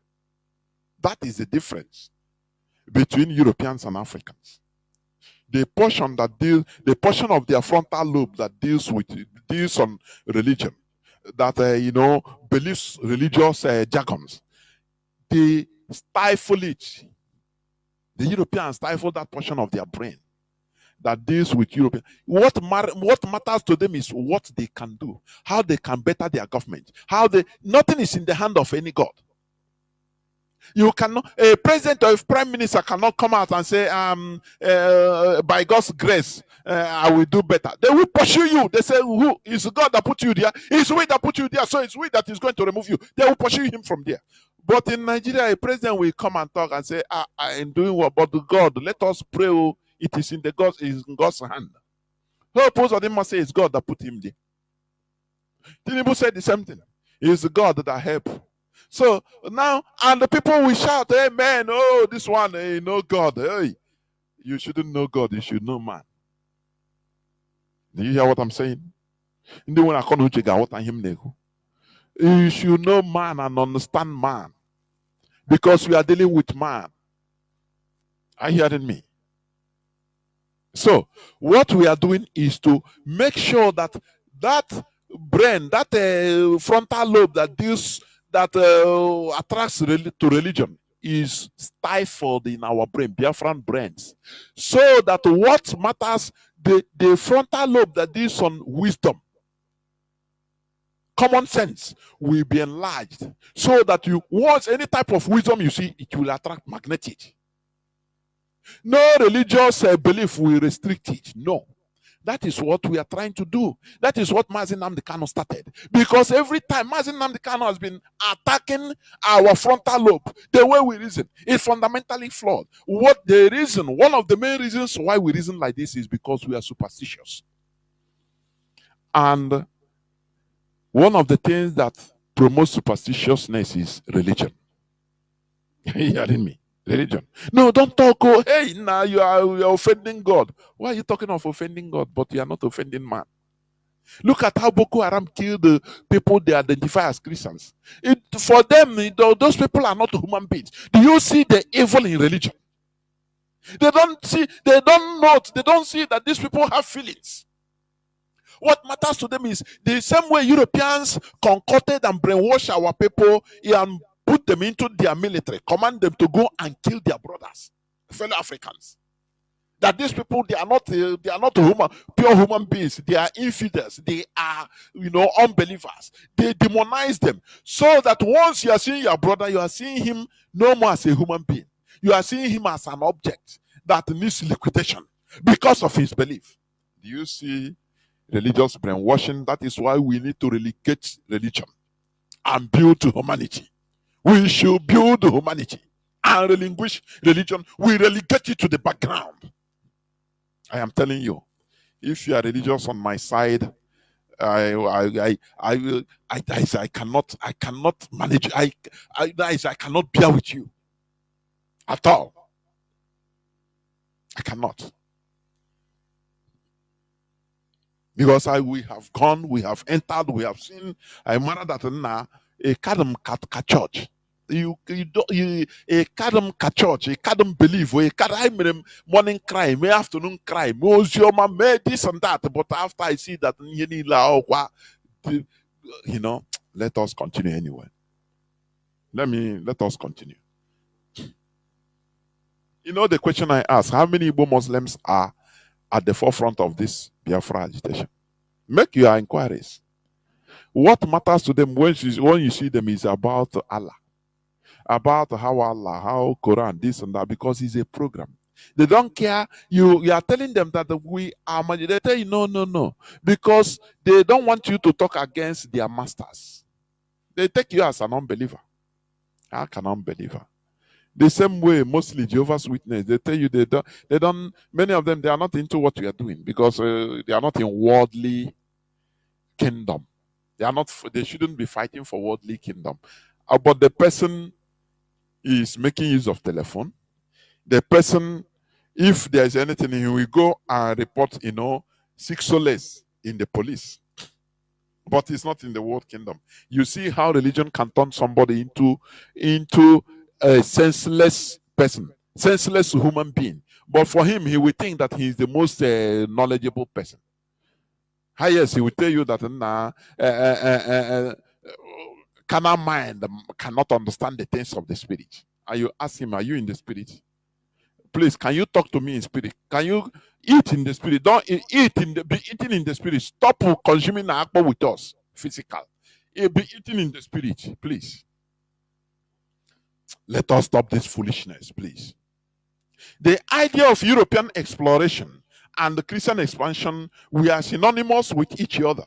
As European Christians' religious views and settlements in new lands, we are a way to convert the indigenous people. It is a policy. That is part of the colonization. You understand? The idea of European exploration and Christian expansion, we are synonymous with each other.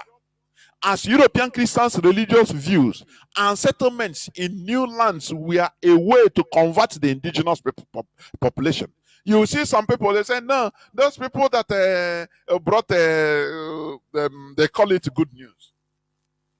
The Christianize, or they are different from those that colonize us. And you are looking at the person. Ignorance. Ignorance, you'll be watching. You'll be watching. They go like war group. Each has its own function. The function of Christianity before colonization is pacification, to pacify our minds, to buy our minds, melt it, so that just as King Leopold wrote to the minister, his church missionaries, make these people docile and so that they will be powerless, so that our exploitation of their natural resources will be very easy. They cannot fight. If they want to rise up, you tell them, hey, remember the Angelus.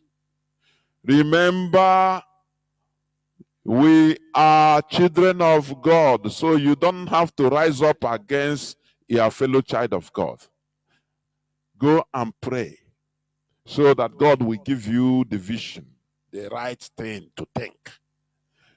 And he have conquered you. You see the person, one person have conquered the whole village with his words only.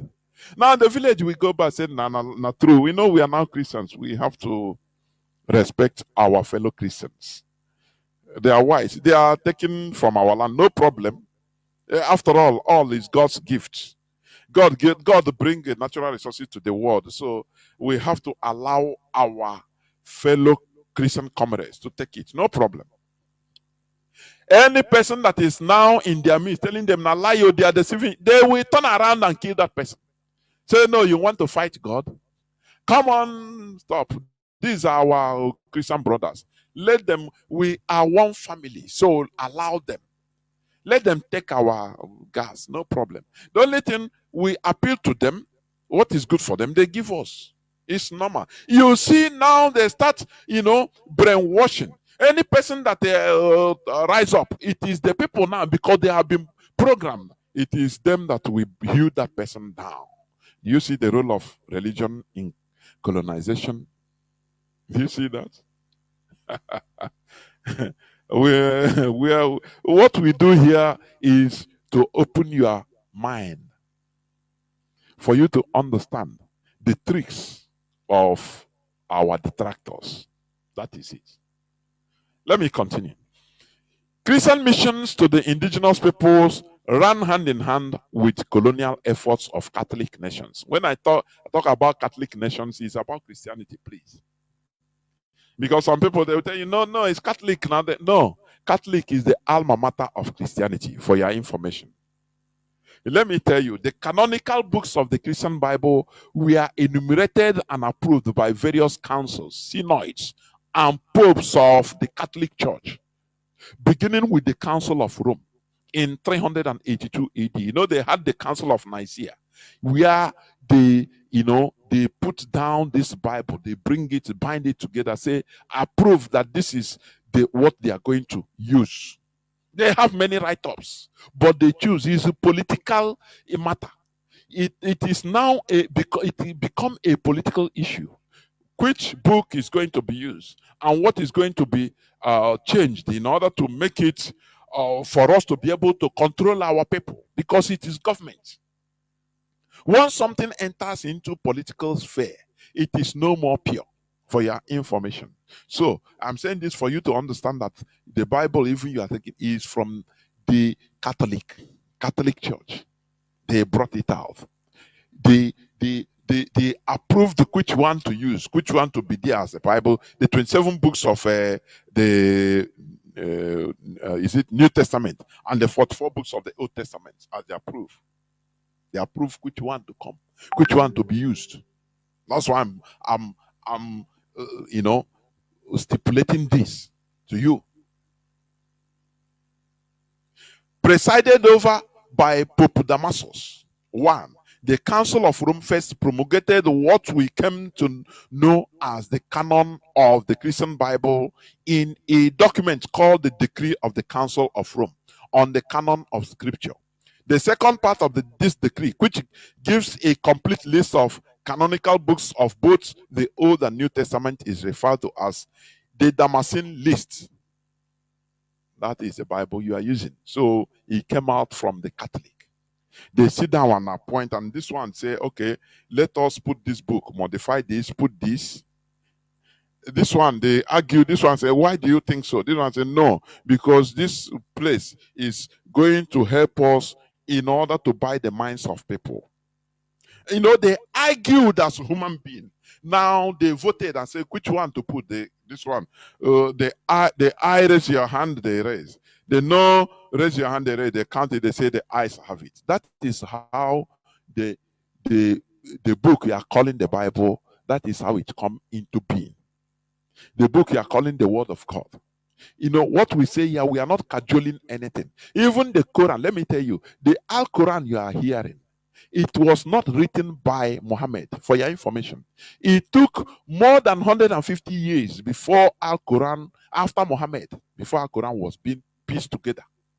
It's the people that came after him that put it together and said, look what this one said, look. So every of all this organized religion is the same. Once, it's a political issue. It's good, though, for your information. It's good to organize the people. But my problem is this. They brought it to our land and imposed it. And now they turned us into hating our own thing. That is the evil they committed. If they bring it and say, no, if you want, let us do your own thing. Because as we are preaching now, if we are preaching, people say, no, why you do what you are doing? Let me do what it's not that. Because if the Europeans respect this, they wouldn't have even come to impose the religion on us.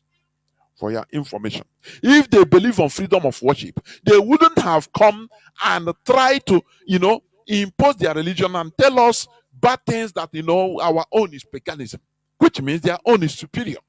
That is what it means. But they are the people preaching freedom of worship. Do they believe in freedom of worship? The answer is no. Otherwise, they wouldn't have imposed it on us.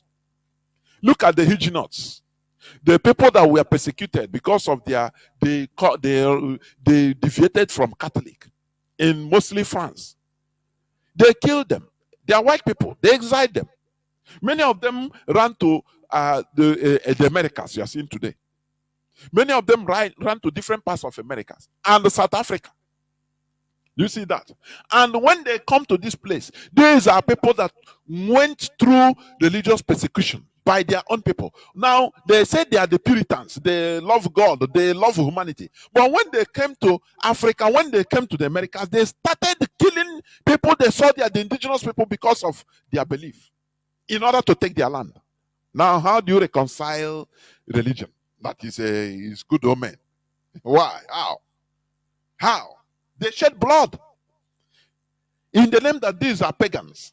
Let me tell you, do you see Christianity? Let me tell you why the West. Let me tell you why I feel that the West, they support Islam either actively or passively. You know, in the Islamic calendar, they are still in the 15th century. Remove minus 600 and something years from 2022. They are still in 14 something in the Islamic calendar since the arrival of Islam. So when you calculate it, when Christianity was in 15 something, 15th century, Christianity was brutal, was primitive, you know, was sucking blood, was killing in the name of Christianity everywhere. They were killing witches, people they call witches and wizards. The inquisitors were there. They were fighting crusades. The same thing they see that Islam never reached the extent which they have reached, the extent of human civilization and human understanding as a religion. So that is why they are forgiving Islam. That they were like this in the 15th century. Christianity was like this. You go and kill people because of the religion. You say God, they say, and you go and kill somebody because he doesn't believe what you believe. So when they are seeing the Muslims doing like this, they laugh. They say this is what Christianity did in 15th century. Even they did worse than this. Do you remember during the time of Obama?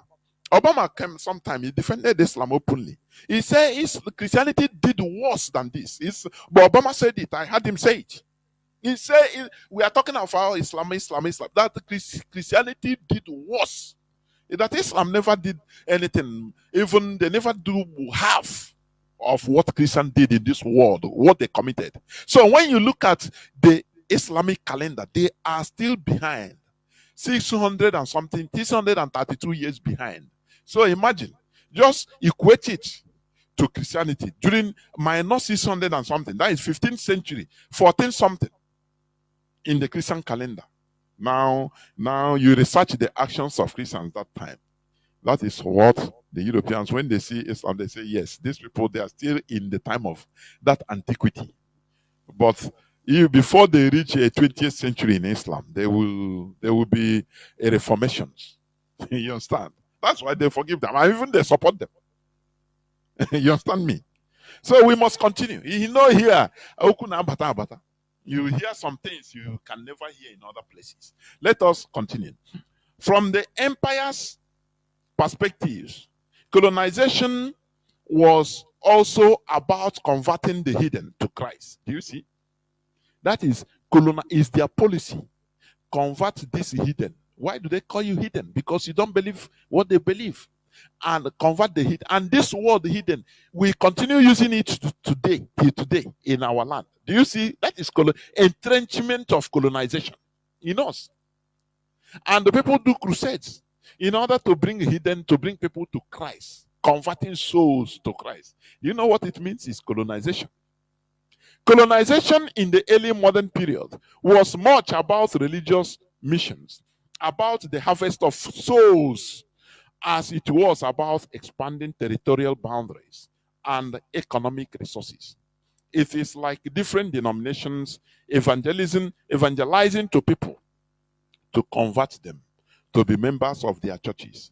This is because the more souls they convert, the more their churches expand, which means more financial and economic benefits. Because the more churches you have, the more people you have in your churches, the more they bring. You know, if, for example, you have 5,000 members in your church, you're a rich person already. Because once you come and call, say, now, God say, oh yeah, bring so even 1,000 naira. 1,000 naira, if 5,000 people bring 1,000 naira, do you know, it becomes millions. That is how these people are buying private jets. When they come to preach to you, say they are converting you, come to our church, this and that, it is a mission to expand their church, the membership of their churches. You understand? Because the more their churches expands, the more economically beneficial they are. Are you hearing me? The more they can command, and you know, I'm talking about people giving 1,000. Some people give 1 million, more than. Now, the pastor does not. You see the Nigerian pastors.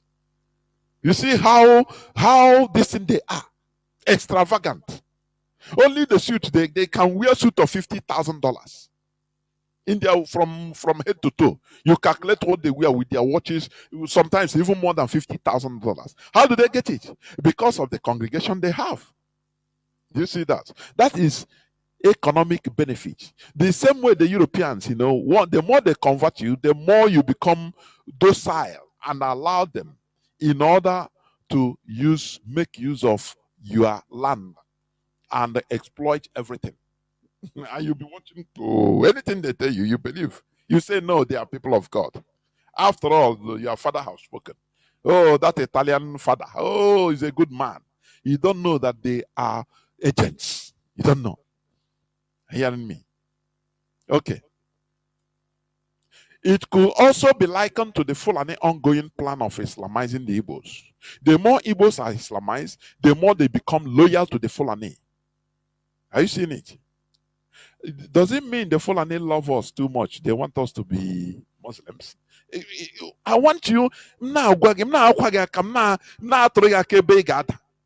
reason with what is happening to us now, and now you flash back to what happened to our ancestors. The Fulani that are making inroad, building, trying for Igbos to be converted to Islam, is it out of love? No. They want to dominate. They want to colonize. Because if they convert us as a people, they become our lords.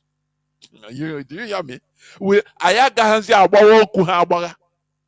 will never argue with them again. We become, as they say with Yoruba, because that is what the system they are with the Yorubas in Ilori. Slave master and slave relationship. They said it openly. I'm not making it up.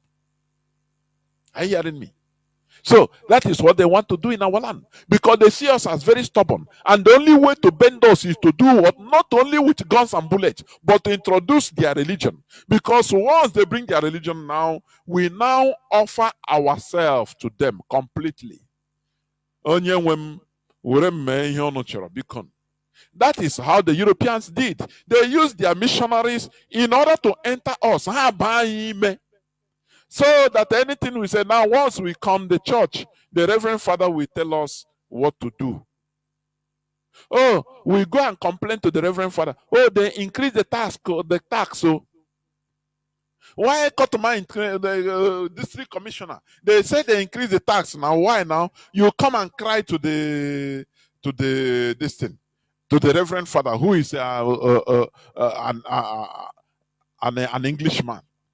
He will tell you, he will advise you, bring you into his house, into his office, and calm you down with the scripture. Tell you that, look, you should give to Caesar what is for Caesar. That this world is not ours. That we should strive to enter into eternal life that the heaven prepared for Abraham. Forget about the vanities of this world. So whatever they ask you, you give them is nothing. Only you'll be praying. Every day. Have you prayed today? Do you go confession on Saturday? That is what you're supposed to be doing. Live about the God in heaven. Don't you see that your Father in heaven is also providing for the best of the air? Are the best of the air more important than you? You say, no, Father. He said, look. Well, then why should you think of tomorrow? Don't think of tomorrow. Tomorrow we think about it for yourself. Think about you for himself. So just pray for your Father to give you today's food. Food for today. Live about the government. Leave them. Anything they charge you, don't worry. God will be in control of it. Once you finish that brainwashing, you say, okay, thank you, Father. Now you will go and pay your tax with that increase the tax increment. You pay it with joy. Not as a child of God, nothing mega. Is it not tax increment? Don't worry, take it. You pay. Do you see how they have? When they hit you this side, they go the other side. When you come the other side, they hit you. That is how they did us. That is the rule of religion in colonization. Are you hearing me? To help them govern the colony, imperialists had to select new elites loyal to them. Most effective way was to pick those who converted to Christianity. That is what they did in our land. They came to our land. Our people that resisted them, that resisted them, they killed them with the accomplice of our people that converted to their religion. And do you know that many of our ancestors' heads they killed, they used formaldehyde to preserve them. Many of them are in European museums, secret museums till today, as trophies of war. Now they those new elites that have converted to Christianity, and most of those people are the evil ones in the society. They now make them chiefs in our land. That is a problem we have. The king of Bugunda, when he tried to resist the British, they used his half brother that has already converted to Christian. That in order to depose him, they use him to fight him because he is now their brother. You have forgotten when you are a member of the church, they call you brother. A woman is sister, so he's their brother. So they use brother. They use him to fight his brother and bring him down. The king of Bugunda. Many Africans resisted, for your information. The way they cover history, you think that they just came, the Europeans came and had a free ride in Africa. No. Many fought. Many Europeans were massacred, for your information. But they use religion mostly as a very big weapon, and it works for them. That is why we are opening the eyes of our people to be at alert. Do not be over-religious. Are you hearing me? What we are now doing, because we have to be smart. We should therefore be smart enough to turn the European imposed religion to our collective advantage. The same way Martin Luther Jr. used it to fight racial discrimination and inequality against Black Americans, instead of using it for selfish interests. Now, let us now turn this religion to our own collective interests. So that you will not be in Biafra land being answerable to Pope in Rome, somebody in Rome, somebody in England. He will command you what to do. Do you know why America revolted? For your information, why America became a country today? Let me tell you. Because the king of England that time, he was giving callous orders to the colonies in America, the 13 colonies. He will just stay there in a far away England, thousands of kilometers, and give order how many taxes they should bring. The colonies, they were mad. They say, does it mean that this man doesn't have us in mind? What matter? He'll be there. He doesn't know the reality facing us. Why should we be working hard under sun and snow and rain? Now working hard, the tax he said we should be paying. If we bring it, we are, we be as broke as anything. Even to eat, we will not eat. Now he is there commanding that. He said no. They had meeting among themselves. They said no, we should disobey orders from England. That is the way the independent mindset started coming. Are you hearing me?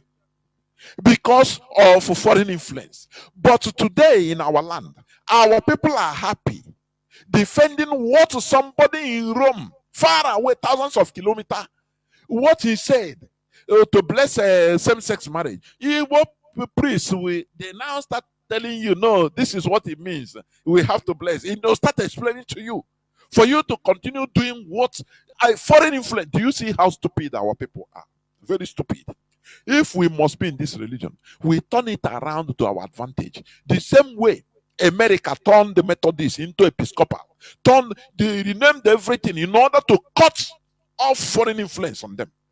And they now use it to organize their people and now make it their own religion for their own advantage. That is madness. We can turn something. Instead of all, believing the same way, being being zealous, overzealous for people in Europe, for people in Israel, going to pilgrimage in Israel.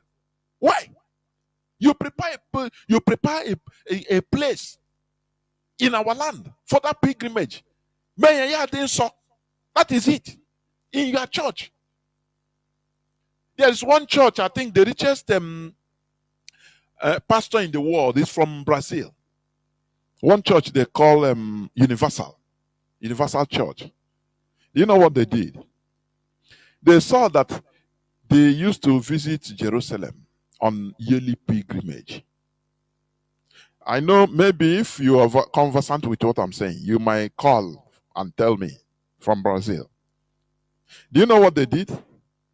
They went and take the plan of the old destiny of Jerusalem. Now they build it in Brazil. It's $1 billion project. They did it. So that same scenery, you will be going to, instead of you going to Jerusalem, now you'll be coming all over the world. They are church members now. Instead of going to Jerusalem, now they come to Brazil. That money you have to spend in Israel, spend in Palestine, you bring it in Brazil. Is it not smartness? Is it not what we are preaching? To be wise? Turn something around for our collective interest, not for your individual interest. If you are going to pilgrimage in Israel, do you know how much one pastor with his entourage, they will go and stay in the best hotel there, and they charge them. Any foot they stay on the ground, they foot on the ground, they charge them, pay costly. Because that is what it's for economic benefit. Why can't you turn it in your own favor, in our own favor? People are doing it. Are you hearing me? So, we are not, I will conclude by repeating, we are not fighting to change the world order. Rather, we are fighting to insert ourselves on the beneficial side of the world order. This is where I'm going to stop. I will go into a few minutes break, and when I come back, I will open the lines so that people will start calling. Please, do not go away. I'll be right back. But in practicality, in reality today, every religion has got a base of fundamentalism and involved in terrorism. Can he not make an attempt to create a new world order where there is no religion at all?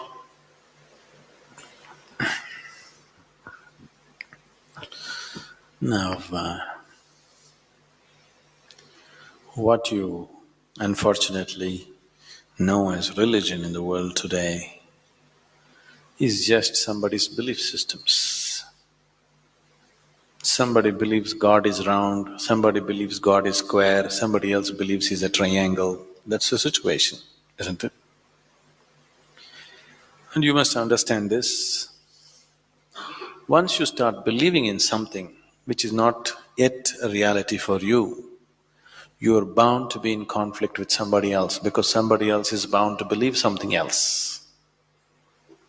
No, I believe in my God, but I am not a violent person, I will not fight with anybody.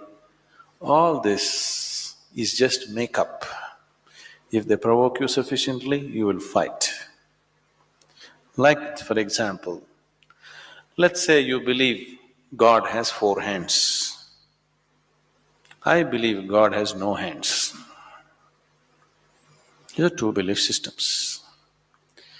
Tomorrow, out of your love for God, you put 100 feet tall statue in Coimbatore city, of course with 4 hands. But suddenly I feel so hurt. These 4 hands look so ugly because God actually has no hands, because that's my belief.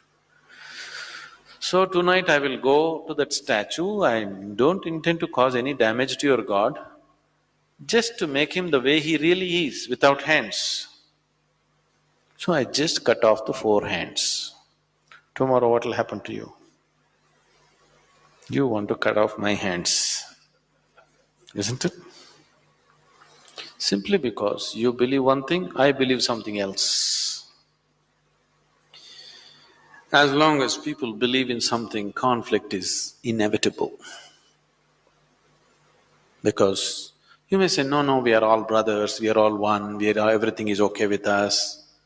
All this bye-bye stuff, when we really have to come to a point, when I believe what I believe is right, I will try to manifest it. I will try to make it a common thing everywhere, isn't it? Yes? Once I believe what I believe is the truth, naturally I will try to impose it on other people. I don't call it imposition, I call it saving you from ignorance. Yes or no? Once I firmly believe that this is the way God is, I will try to put it on to you, just to save you, not to hurt you. But you will get hurt, because any imposition hurts. When you resist, I will use other methods to put it into you, whatever those methods are. Sword has been used, money has been used, every kind of inducement has been used, isn't it? Simply because I believe one thing, you believe another. Religion is not about belief system. All religions started as a method to turn inward. But it's an inward step. An inward step can be taken only by an individual, isn't it so? It's a very intimate thing, something very, very concerned with only with you, nothing else to do with anybody else. But when people try to organize this inward step, naturally it gets distorted. Now we want to do our religion on the street. Religion cannot be done on the street, it can only be done within you. If you become truly religious, you must be beyond any kind of conflict, isn't it? Both within and outside. That is the whole crux of the religion, isn't it? But today religion means conflict. If you utter the word religion, you're talking generally in terms of conflict that is happening in the world, isn't it? This is because you have reduced an inward step into your set of beliefs. Because if you have to take an inward step, you have to transform yourself. If you have to believe something, you don't have to transform yourself. You can do whatever nonsense you want and still believe God is up in the heaven, isn't it? Yes? The crudest people, the cruelest people on the planet have always been talking about God, isn't it so? Yes or no? All the warmongers in the world have been talking about God, isn't it so? And God has been helping them. See, the moment you believe something, you have a new kind of confidence. That's the biggest problem. When idiots become very confident, the world is in danger. An intelligent person is constantly hesitating with life. With every step he wonders whether what he is doing is okay or not. But a fool has absolute confidence. And when his stupidity gets stamped by God, that's it. No looking back. Just can go on doing the most idiotic things without any problem about it. The very nature of your intelligence is such that if you do something stupid today, tonight your intelligence will bother you, why did I do this? Isn't it so? But if you get God's stamp on your stupidity, you don't have to turn back and see. You can do grossest things on the planet and not bother about it, feel very proud that you're anyway going to go to heaven because you did all this nonsense. There is no experiential dimension, you're just believing something. Once you believe something, your belief and somebody else's belief are bound to clash somewhere. The conflict in the world is not between good and evil, please see this. Though people always claim it is so, it is not true. It is always one man's belief versus another man's belief. So religion has become a problem because we have reduced it into just a set of beliefs. If it was experientially true that you really felt God, then could there be conflict? There is no such possibility, isn't it? But because you're growing from a belief system, you're not willing to make the effort of going beyond what you have gathered from others and looking at life by yourself. That is why there is conflict. If you do not know, there will be no conflict. If you know, there will be no conflict at all. But when you pretend to know, there is bound to be conflict.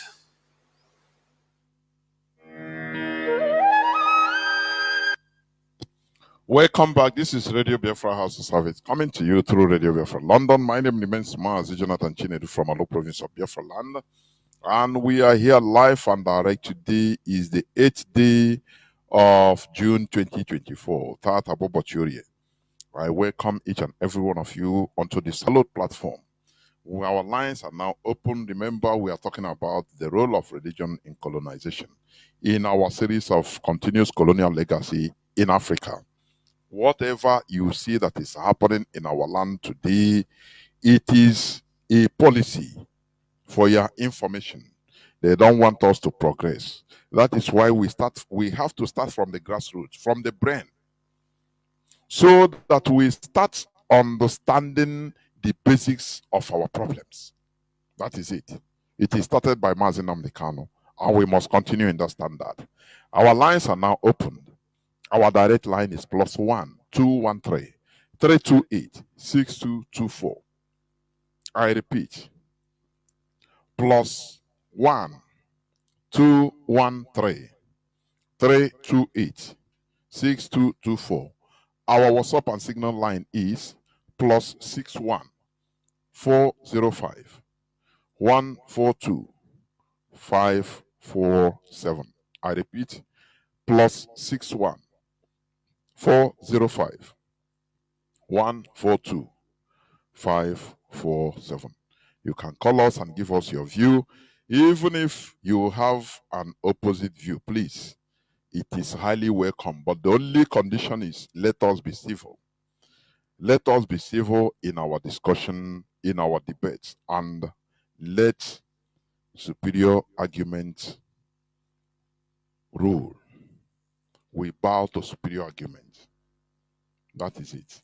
Let me start. I have callers waiting on WhatsApp, but let me start on direct line, please, because it's paid. Caller on direct line, can you hear me, please? Welcome to the program. Yes, sir. Good evening, sir. Can you hear me? There were. Can you hear me? The whole world is hearing you. Please go on. Good evening, sir. Can you hear me? Mazi, go on. The whole world is hearing you. Go on. My name is Ndana Barima. I am so glad to get you online today also. And it's an interesting topic which deserves to be attention to learn from it.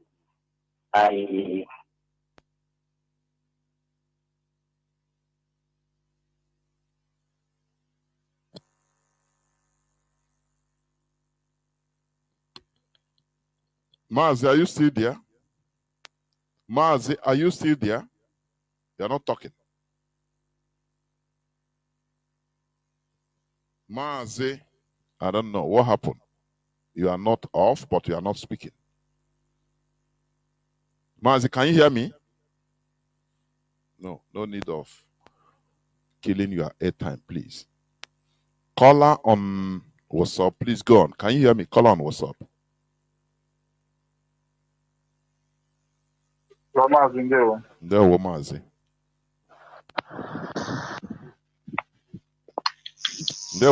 Please go on. Yeah, Mazi, I'm with you. Mazi, are you still there? Yeah, Mazi, You're not talking. Hello, Mazi, can you hear me? Mazi, go on. Mazi, I don't know. Mazi, please. Remove you are listening through your radio, please. Mazi, I'm speaking. You are an old caller. Mazi, can you hear me? I can hear you, Mazi. Okay. I don't know. If you call, you are an old caller. You off your listening device. Is this something new? Otherwise, you'll be hearing multiplicity of voices from the radio. Caller on WhatsApp, please go on. Can you hear me? Yes, Mazi. Good evening, sir, from here. There, Mazi. Can you hear me? Go on. Mazi, good evening, sir. There, Mazi. Go on. Hello, Mazi. Good evening, sir. There, Mazi. Go on, please.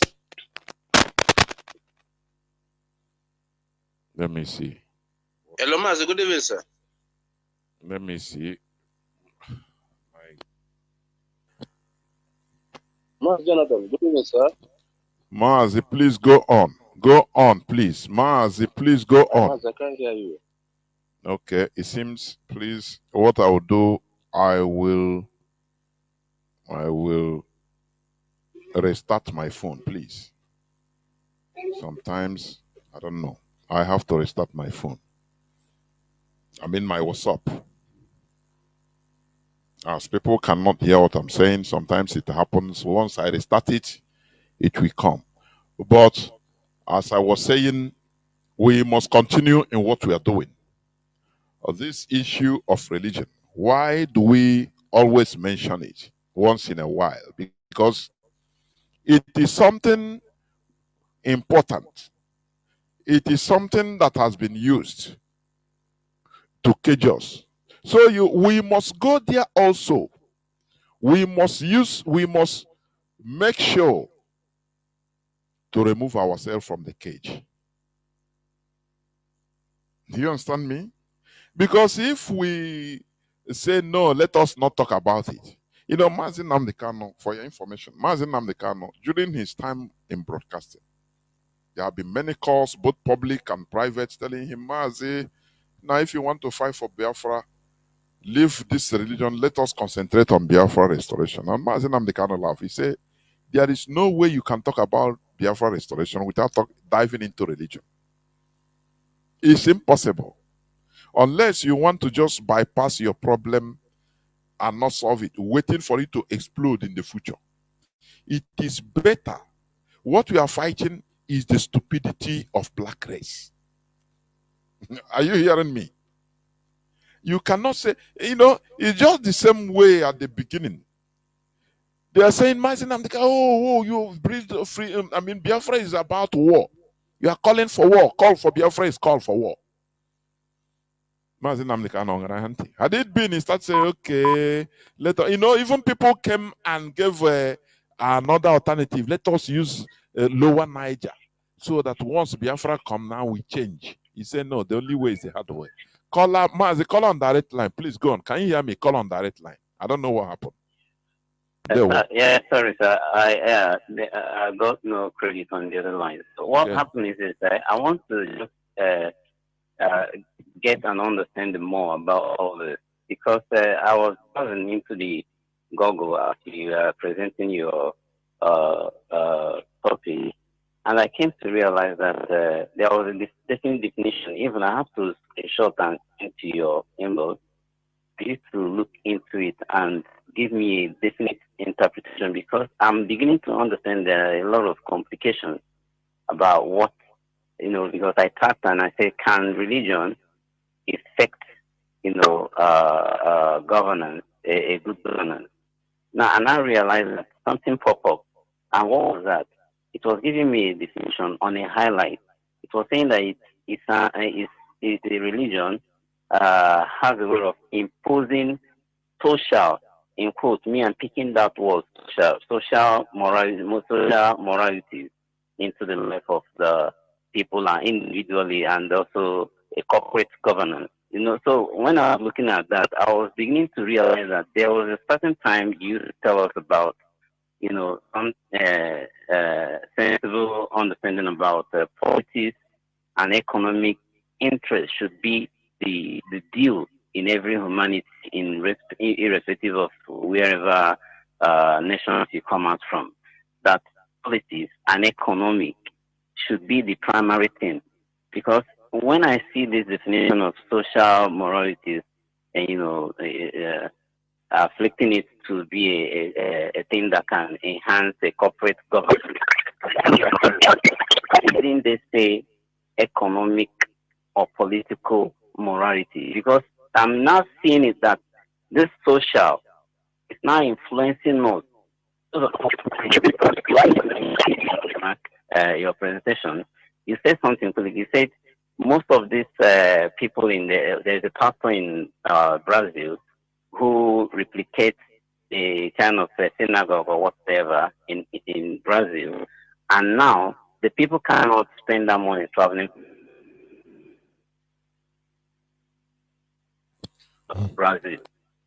Now, why I'm saying this is I realize that here in Nigeria, mostly Africa per se, the Britain,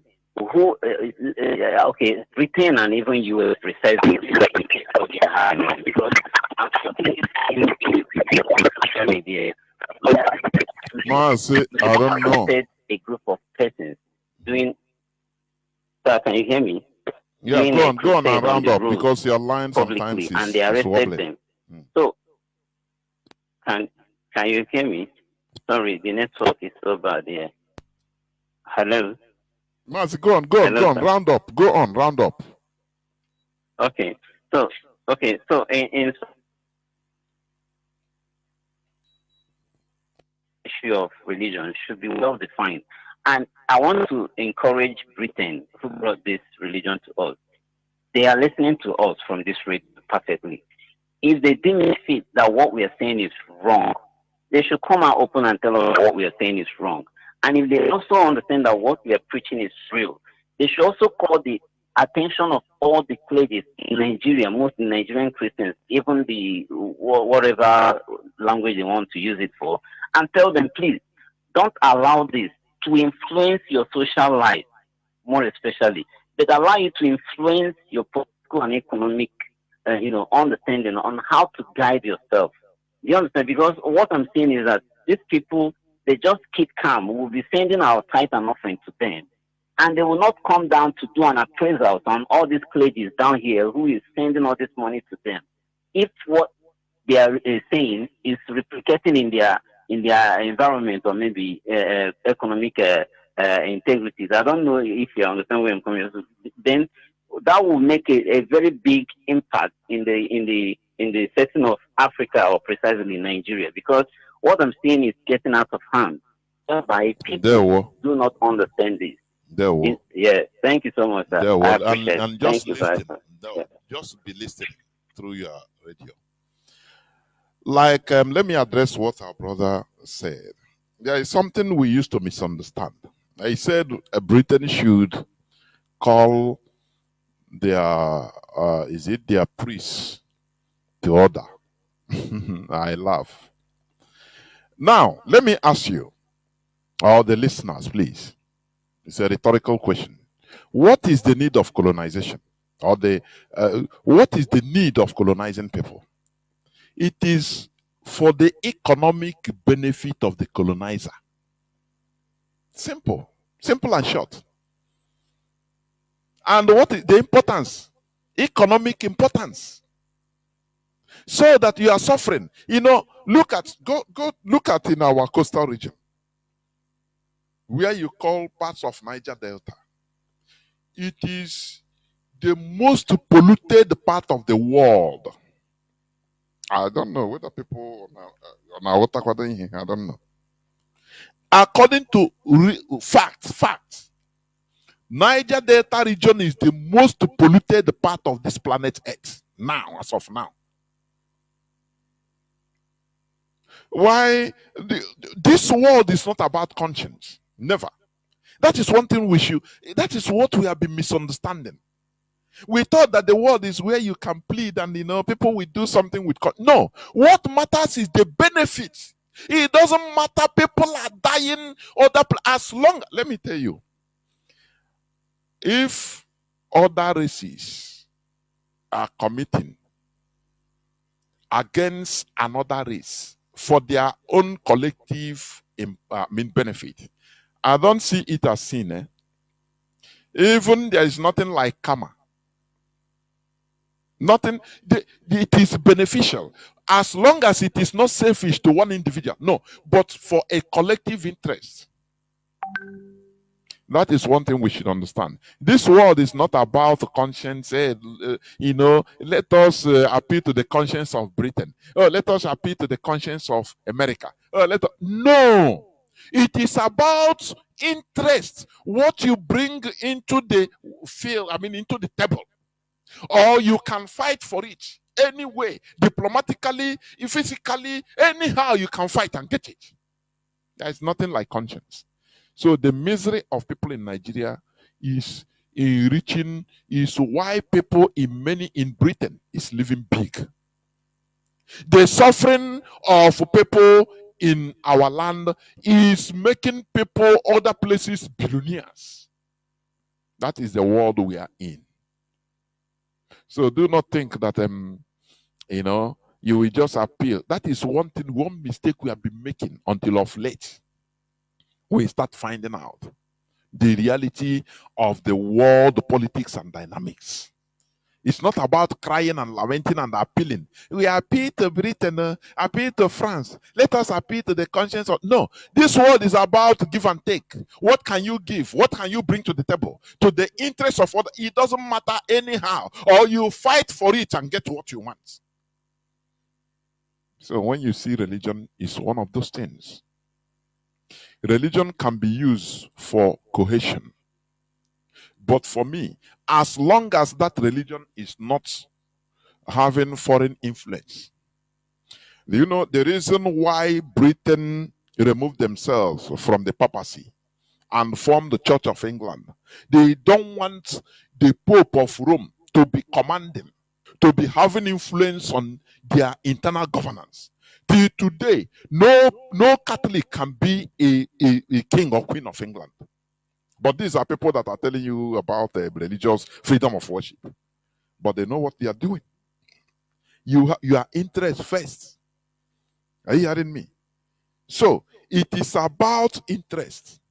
Anything they are doing, they are not giving it to you because they love you. They are giving it to you to control you so that they will have future interests. That is it. So when you talk about cohesion in a country, you see people, countries running using Sharia law in the country. And like Saudi Arabia is using Sharia law because it is their tradition, it is their own thing. They don't have another influence from foreign land. They don't have any influence from foreign land that is commanding them, that is have to give them fatwa what to do. No, it's their own thing. But the same Sharia they are using, Afghanistan is using it. And you see the commotion everywhere because it's not indigenous to them, to Afghanistan. Do you see that? So it have to take them more centuries in order to unify themselves, kill the ones that are they see as lesser Islam, for them to be in cohesion. That is how it goes. If not, they continue being in problem. But Saudi Arabia, it is their tradition, it is their thing. So you don't teach them. They don't have to take order from another emir in God knows where. No, it is their thing. It is their thing. They do it their own way. It is their thing. That is why they are progressing. So in our own land, the problem is foreigners impose religion. We continue fighting in order to get it right. Oh, we are wrong. Oh, we are right. We continue killing ourselves. No, some say no, we're going back to our root. They say no, going back to our root is Ethiopia. This and that is sacrificing human beings. So we continue fighting among ourselves because there is intrusion of foreign religion. And it being we are who we were. We will not have all these things, all these problems. We will grow with it, develop with it. Do you see it? There will be social cohesion. That is it. So let me go on. Caller on WhatsApp. You have been there. Mazi, can you hear me? Welcome to the program. Yeah, Mazi, Chinedu. My name was Marcelo Okeke, but changed it to Okeke Chigozilum, which is my real. And I want to start keeping my own contribution like this. My father. Mazi, your voice is going in and out. I don't know why. Maybe it's network. Maybe it's network. Let me change. Go on, listen. So I grew up with my father and he told me a lot of things. My father told me that in ancient time that our people were so powerful. These powers that Christianity is looking from their pastors, where somebody do harm like this, people will fall without nothing. People that fall, next Sunday they fall again, every day they fall. There is changing nothing. It's not changing from sickness. Our people have it in abundance that they use it to confront animals, dangerous animals in the farm. Then animals that carnivorous animals that kill human being. Somebody can turn animal and devour that animal. You understand me now? My father told me that then there's a way you will see a man that is 45 man. If he says and you give away. You understand me now? You see, this our spiritualism we left and the moving without like without shell. It has destroyed us. For instance, if I think that we are where by now, let me say now, like, as Fulani has mentalizing us, someone can go to animal and consume their cow. If people do that in so many places, they will not be bringing cow and they will not tag any human being for their lost. They will say, but today now, something will happen to a man. He will begin to call Jesus, and the thing will kill him. And they will still go and thank Jesus that he buried his dead well. And Jesus should be thanking that the burial go successful. I have asked people, what is the, just like you do ask, what is the benefit of this Jesus Christ and Christianity in our land? There's nothing. They will tell you, internal this, they will tell you heaven now. So we must see the benefit of what our ancestors did. At least our ancestors control the European leader that we control what we can. During the Renaissance, I've seen people when they want to do in charge of rain, we don't want to follow like this. They will control the rain. I've seen it. Not one, not three. I've seen it. My town used to do it. These are the benefits we have as in our own spiritualism, not a religion. Because we don't pray, we communicate. So our people must see the reason to return back. There is nothing like evil. It's people that demoralize this our religion, our culture, which is our spiritualism. Then when we start seeing it, that is why Chinedu they put sand in what we bring, keep us together and things fall apart. We begin to see ourselves as enemies. Understand me now? We need to go back and the final reason to obtain it is ours. That is where our civilization lies. Because if our ancestors can make carvings, what did they use to make those carvings? Irons. They use irons to bring down tree and make carvings with that is marvelous. So Mazi, this is what our people have to do. And thank you very much for giving us free lessons. This lesson that we well, thank you. I don't know. Your phone is also moving up and down. I don't know. Your voice. Caller on signal. Mazi. Mazi Madabuti. Can you hear me? Please go on. Yes, I can hear you, madam. Good evening to you. There we go. And good evening to Biafrans and lovers for freedom. My name is Ifan Madabuchi, and I'm reaching you from the Netherlands. My brother Jonathan, for the interest of our brothers and sisters, especially our first caller, Ndana Baremado, for his interest and other listeners, I want to read a piece I have read here. We are reading here sometimes, but I want to emphasize something for our listeners. This was written or said by Lord Macaulay, not Herbert Macaulay. We have to get it straight. Lord Macaulay addressing the British Parliament in 1835. That was 49 years before the Berlin Conference. And this is what Lord Macaulay said. He said, I have traveled across the length and breadth of Africa, and I have not seen one person who is a beggar, who is a thief. Such wealth I have seen in this country, such high moral values, people of such caliber that I do not think we would ever conquer this country. Because then we were seeing Africa as a country because Berlin Conference hasn't happened. He said, I don't think we would ever conquer this country unless we break the very backbone of this nation. What do they want to do? To break the very backbone of this nation, which has spiritual and cultural heritage. What do they want to do? To break the backbone by removing your spiritual and cultural heritage. Therefore, listen to his solution. Therefore, I propose that we replace her old and ancient educational system. What would they want to do? To remove your ancient and old educational system.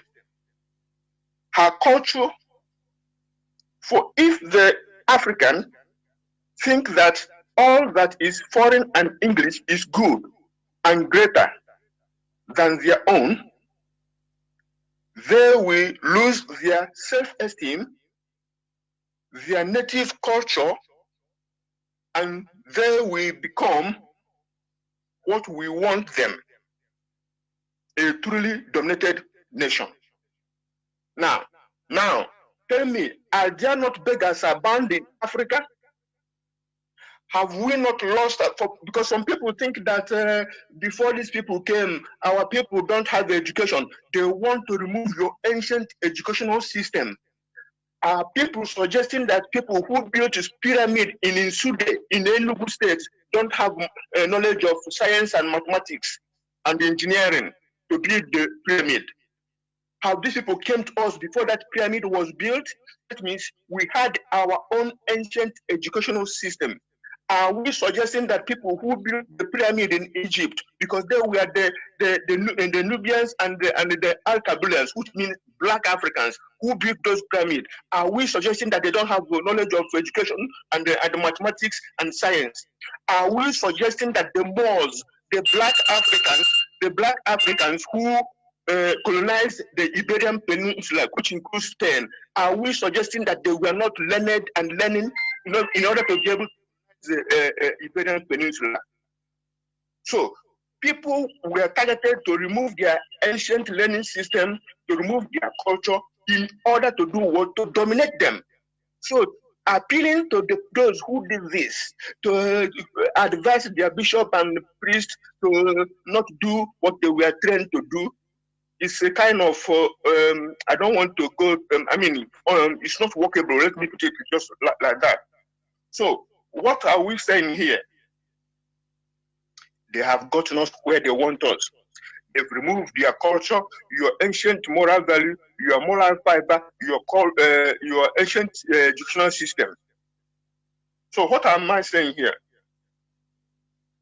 I want our people to be applying their thinking faculty. Everybody created on this earth has thinking faculty. Number 6 that God gave you. Somebody said that he went to the bank. A priest or pastor or bishop said that he went to the bank. He wanted to withdraw 10 million. He told his bank manager to give him 10 million. And the bank manager said, "Oh, sorry, sir, you don't have 10 million. He said, I discussed God and God told me he would wire it to me. Is this just cock and bull story?" And then he said that man told him to get away. You're a stupid man, get away from my office. And he went out. And a few minutes later, the manager ran back to him and said, "Come, God has wired the money to you. You can withdraw. You have 20 million in your account. Now you can withdraw 10 million." And I'm telling my people that this is RNG nonsense.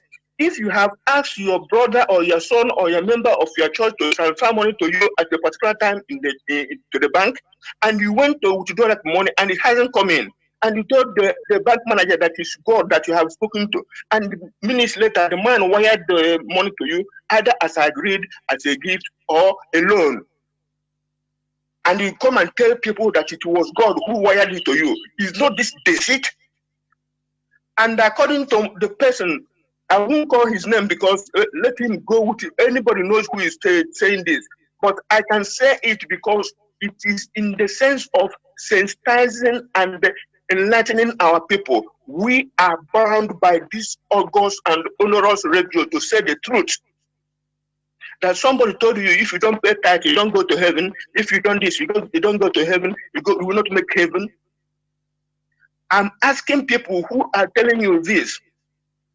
The Chinese People's Republic of China, the foremost economic power in the world today, whether anybody likes it or not, are they where they are today, removing millions, over 400 millions of their people within 10 years. They removed over hundred millions of their people from poverty, making them millionaires? Did they do it by paying? Are you telling me that the second most powerful economic country in the world, the United States of America, did they reach the peak where they are today by praying? Are you telling me that the third most powerful country on earth now, by my own rating, not anything official, the Russian Federation, did they reach where they are today by praying? The United Arab Emirates of yesterday, that was in penury, in poverty in the years 90s, but they are one of the picture perfect of developing country today. Did they reach this peak by praying? Singapore, little Singapore, everybody is breaking their neck to go and live in Singapore because it's clean, it's neat, it's welfaring. Are they there by praying? European Union, are they where they are today by praying? Even South Africa and Brazil, are they where they are today economically and developmentally by praying? People should stop fooling our people. You can walk, you can watch, and then you can pray. The time you spend at work, the time you spend at watching, being on your guard, will be more than the time you spend on praying, because praying may be to calm you down, to give you hope, to give you rest. It's all fine, but be with your senses, apply your senses. Let nobody fool you. And our goal is to restore Biafra, the independent and sovereign Republic of Biafra. And our goal is to restore, to let our leader be, released. He's a prisoner of conscience. He has done no wrong, not the people and not to any country. And God bless Biafra. Thank you, my brother. There were Mazi. The people that are doing commanding money to bank is the same people that they brought a real sick people, cripple on wheelchairs, real one, and they say no, that anointing has gone. The issue is this: is the people, the population that are listening to them. But I don't blame them because we are in that shoe before. Sometimes I don't blame them. They train you with fear. Don't touch my anointed. Don't talk against a man of God. So if they call you sheep, the Lord is your shepherd. So even if he lied to you, even if you are there, you have to support him because he's your master. That is the sorry situation we are in. And they progress because people are gullible. That is what makes them progress. So we must continue. Caller on WhatsApp, can you hear me? Welcome to the program. Yes, sir. Good evening, sir. There, Mazi. Go on, please. My name is Egbe Innocent. I am a native of Ipo local government. I'm calling you Oka, and I'm seeing you on radio. On this radio, I learn a history. I reason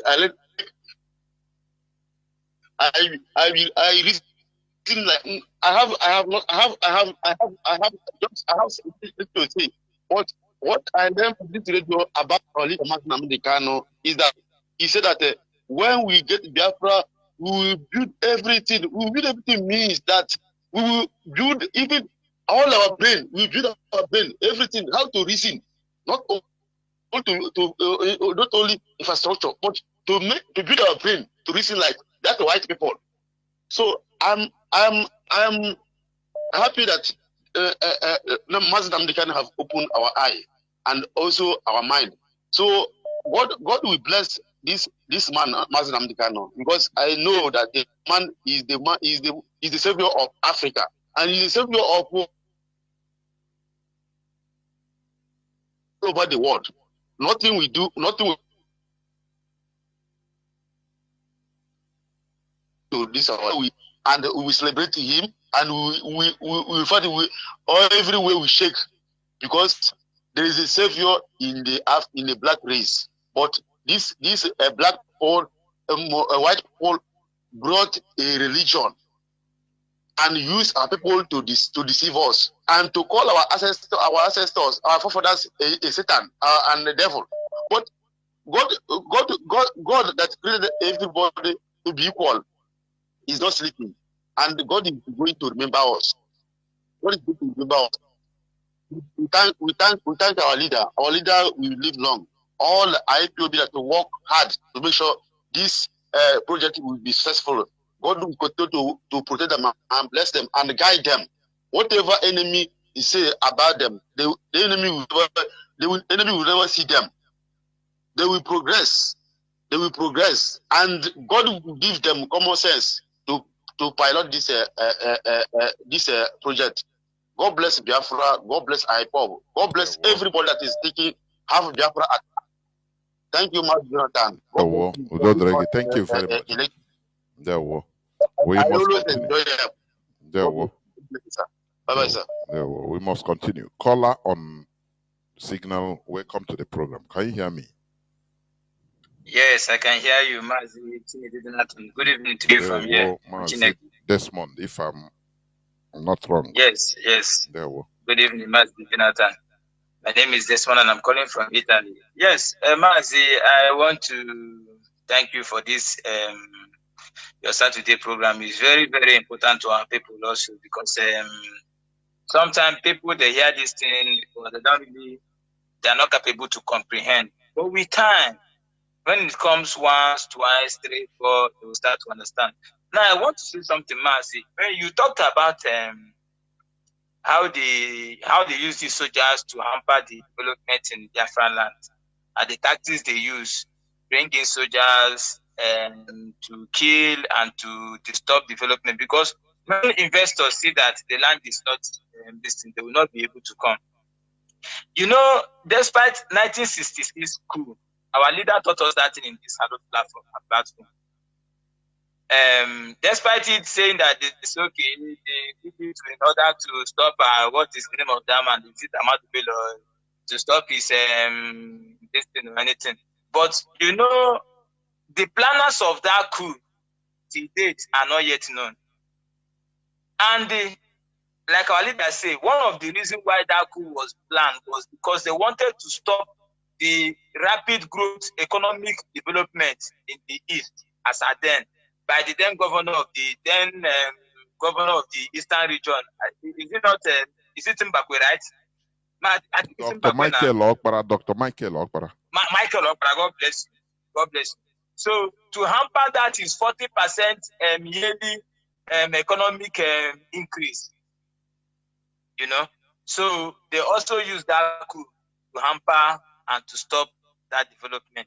Now, what am I trying to say is that these people that are doing this thing, they never change their tactics. It's the same tactics they use. If not so, can you tell me the rationale behind? You can see that the military, they are not even investigating those that kill their personnel. It is the state government that is making effort, putting money. Like on Friday that he met with the naval, what do they call him? He still had, they say somebody had 5 million again. The 5 million they already put on ground for anybody who can be able to give any information about the killers. They now make it 30 million. Now tell me, this is what the military is supposed to be doing, investigating who killed their personnel if they really want to get the person. And do you need to bring in 10,000 military to Aba to investigate these people? The answer is no. The military is busy killing the people, arresting, abducting, killing people, and then the government, because the government knows that they want to stop this development. Abia state government knows that. That is why he's making effort. But the military just don't want to even help him. Instead, they want to bring, they have packing 10,000 personnel. They have brought in, they want to establish a naval base in Abia. You now see that it is military occupation. Anywhere they see development, you know, Olu is one of the most developed places in Eastern, in that Biafra land too. They have destroyed everything in Olu. Now they have faced Aba, and they want to do. That's why you see what is going on. But what you're telling our people is that we already know their tactics. The problem is that as our people understand that there is need for us to support IPOB because the politicians cannot help, the governors cannot help, the senators cannot. Example is Senator Baribi. We must use anybody who is, because you see, when the Ambassadonia, sometime before their struggle went away, when it was starting, you saw the representative of one of the state or one of the constituency in Amazonia. He talked on the House of Assembly how he challenged the soldiers that they even drew line for him and they asked him to cross, and he crossed the line.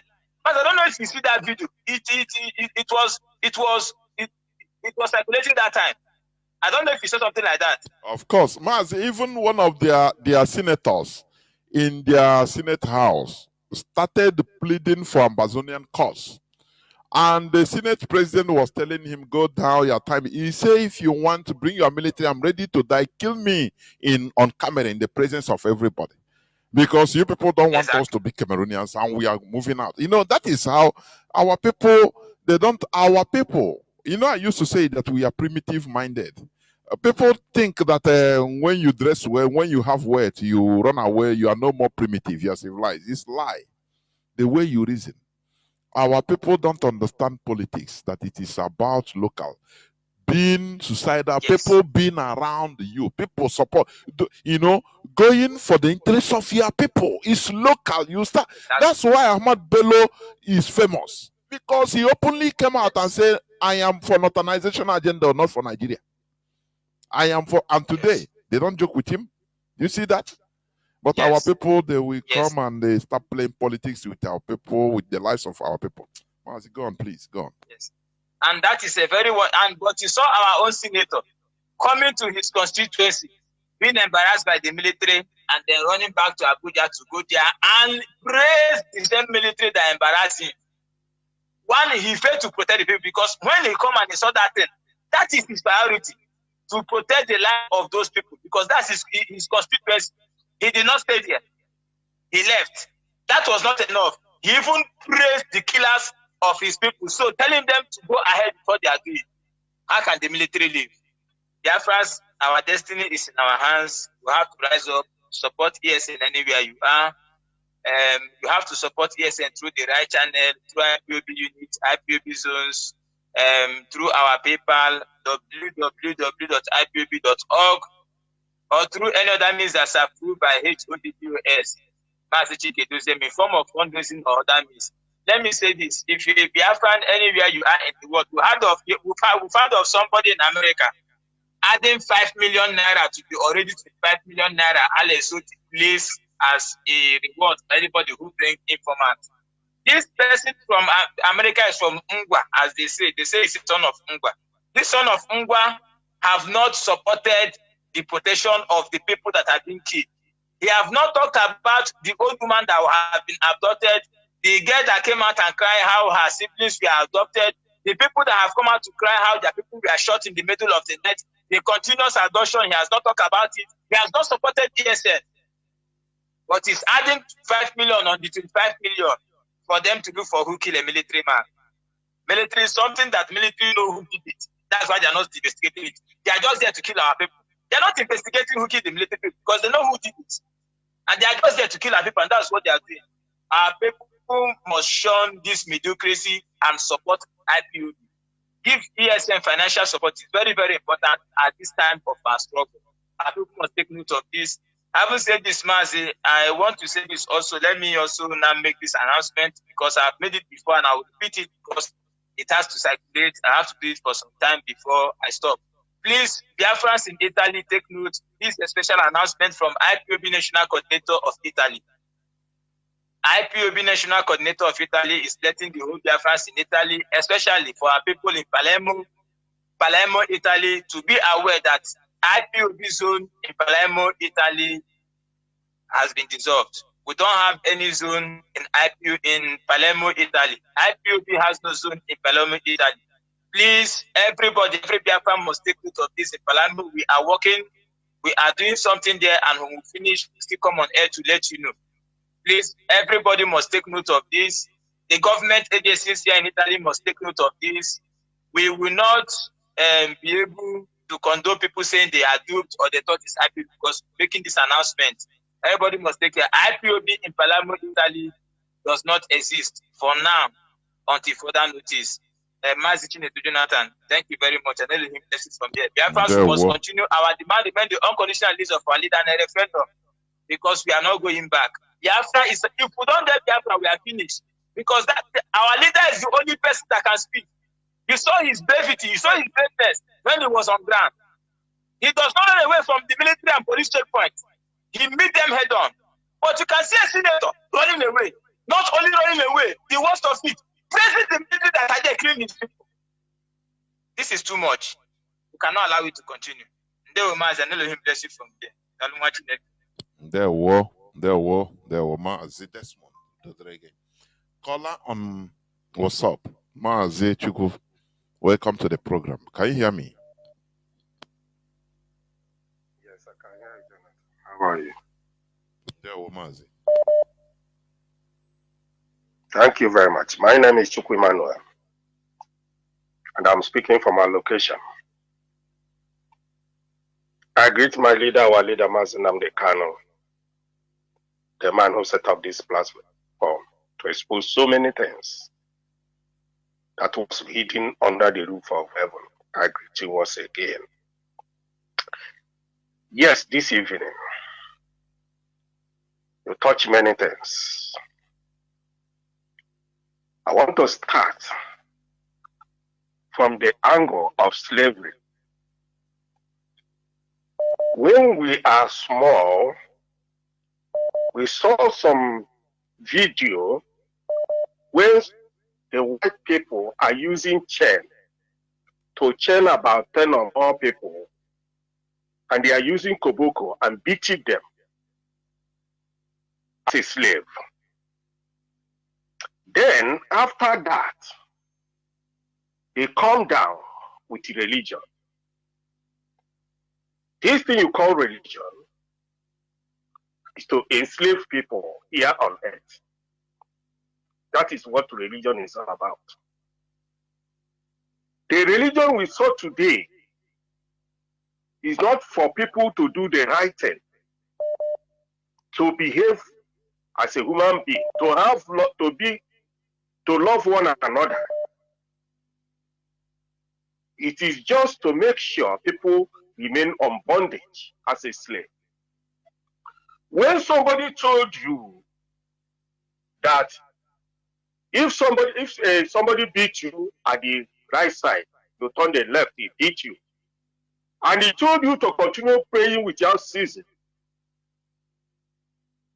and he tell you that when you do this, you will go to heaven, and he go to the other side and told the other one, go and kill the foolish ones. As many people as you kill, you will go to heaven, the same heaven.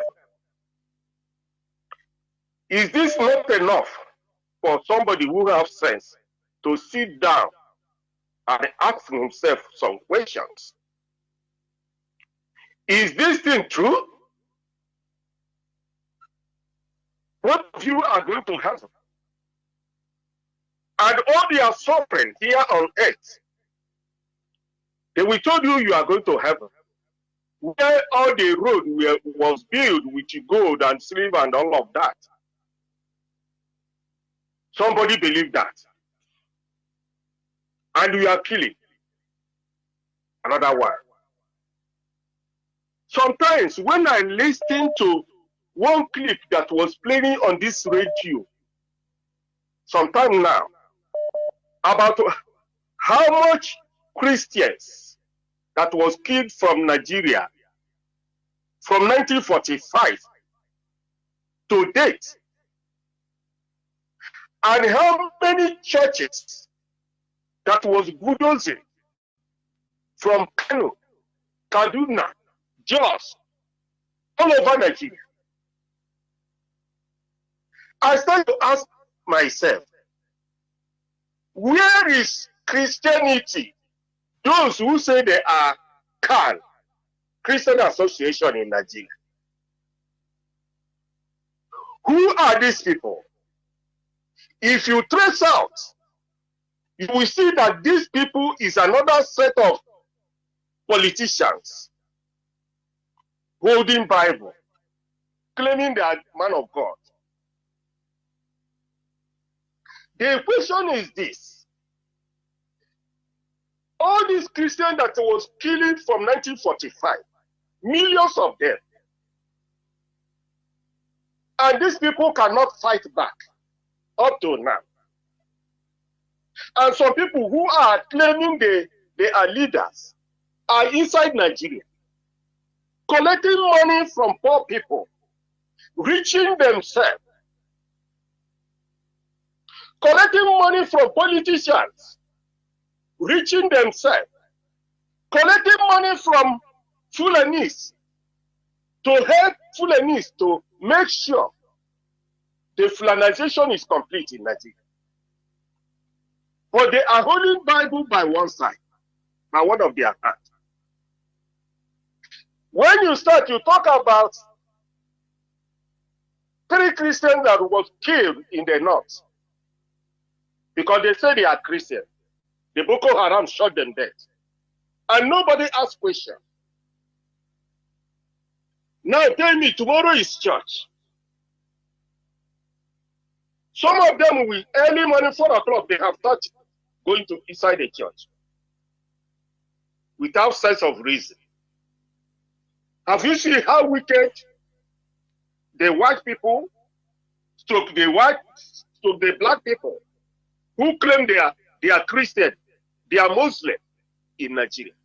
When you combine all these things together, you will agree with me that religion is made to enslave people here on earth.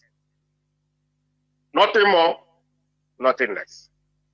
But the problem is this: these people who claim they are Christian in Nigeria, mostly the Igbo people, who will save them from this bondage is a question. Because when you are discussing with some of Igbo people in the term of this religion, many of them are claiming so much, Christian, or so many righteous, or so many things like that. When you are telling them the truth, so many of them are foolish, more foolish, more foolish. They cannot turn back to see what is going on. Do you know if Igbo people are reasonable enough, especially going to Yoruba churches? Because all these Yoruba churches, go inside the church, we see Igbo people 80%. And those people, those Yoruba churches, leaders, they are going to meeting with Chinedu to make sure Igbo property will be destroyed in Lagos and other part of West. And the same people who say that they are Igbo people, we every day go to the church of Yoruba people to pay tithe and offering. What you are seeing today in Igbo land, you will be crying every day. You will be crying when you think about what Igbo people have become today in Nigeria. Now, go to the other side. Ask questions. Did this religion make people to behave righteousness as they claim? The answer is no. Emmanuel Iwanyanwu is a Christian. Hope Uzodimma is a Christian. Nyesom Wike is a Christian. All these Peter Obi, Peter Mba, Peter Ume, all of them are Christian. All of them are evil and satanic evil people in Nigeria. None of them is asking questions. What is happening to Christians in Nigeria? The Pope cannot ask questions in Nigeria. But if anything happened to Muslim, the Pope will speak. All these things, can't you think to understand there's something hidden inside this thing you call religion?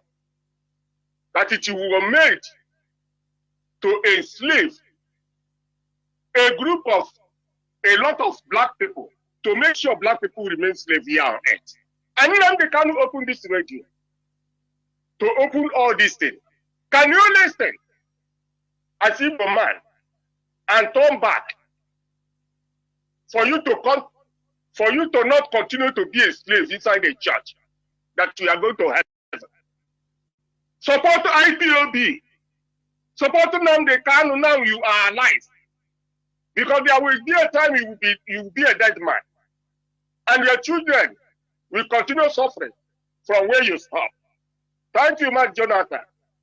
As always, you are a great man. Chukwuokikabiyama will be the strength of you and others who are original IPOB. Thank you. God bless you. Yeah, well. Caller on Signal, welcome to the program. Can you hear me? I think you'll be the last caller. Can you hear me? Call on Signal. Yes, Mazi Jonathan. Sir. My name is Mazi Fine. Mazi Fine calling from his location. May God bless our leader. May God bless our HODs. Mazi, to tell you the fact, your message is entering. Mazi, I have a testimony to give. Mazi, could you imagine that these people called evangelists or evangelism people, what am I going to call them? People that always carrying a Bible, going to house, try to convince and confuse our people more. Mazi, this time around, they're running away from me. It is good as a student, we must ask questions. Not only listening to this nice topic from the Biafra, we must put it on practice, which I'm putting it on practice. Mazi, all that we have said about religion is the truth. I'm not disputing that. These people deceive our people. And the gullible ones also following them sheepishly without asking questions. But we have come to change the narrative and to change the story and they put our own. And that's how it's going to be. Mazi, I was asking one of their preachers, according to what is written in the Bible, that the Bible said that Lucifer is the most beautiful angel on the world that time. And their followers are so much beautiful that no one can comprehend or describe how the beautiful these people are. I asked the man, how come that every blessed day we are seeing a picture of a black man with a horn in his head? They are telling us is Lucifer is this, is that. Can you explain to me why is it like that? The preacher now become confused. He's began to tell me that what they are the picture simple identify our mind look like. I was trying to bring a video where these white men are uniting on the top or in the top of African person. White men, both man and female, uniting in the head of a black man or black color. I asked the man, how many have you seen where black man trying to do evil against the whites? Have you seen it or have you had it in your life? I told the man that, look at, from the beginning, these people colonize us with religion. They steal our resources. They kill our forefathers. Then also manipulate our internal affairs. They also give us people to control or rule us as leaders for them to receive return. People that are doing like that or behave like that, how do you explain their mind? As you now say that this picture represents the black man, black African man or black man thinking. The man did not know what to answer me. He did not know what to say again. He now left me. Mazi, we must continue preaching. We can never backslide or giving up for this religion's topic, because that is the main problem we are having. And that is the why our people, you will see our people, instead of them to devote their time on their handwork or on their work or on their business, you will see our people have time to their work, full time to the church. Mazi then later use our elites and our governors to tell us that only one is over time is real. But if you go to Europe, their Western world, they are giving their people overtime for them to work and make money. As long as you have the capacity to work, they will not put you in extra time for you to work, because the more you work, the more money you earn. That's what they are doing in the Western world.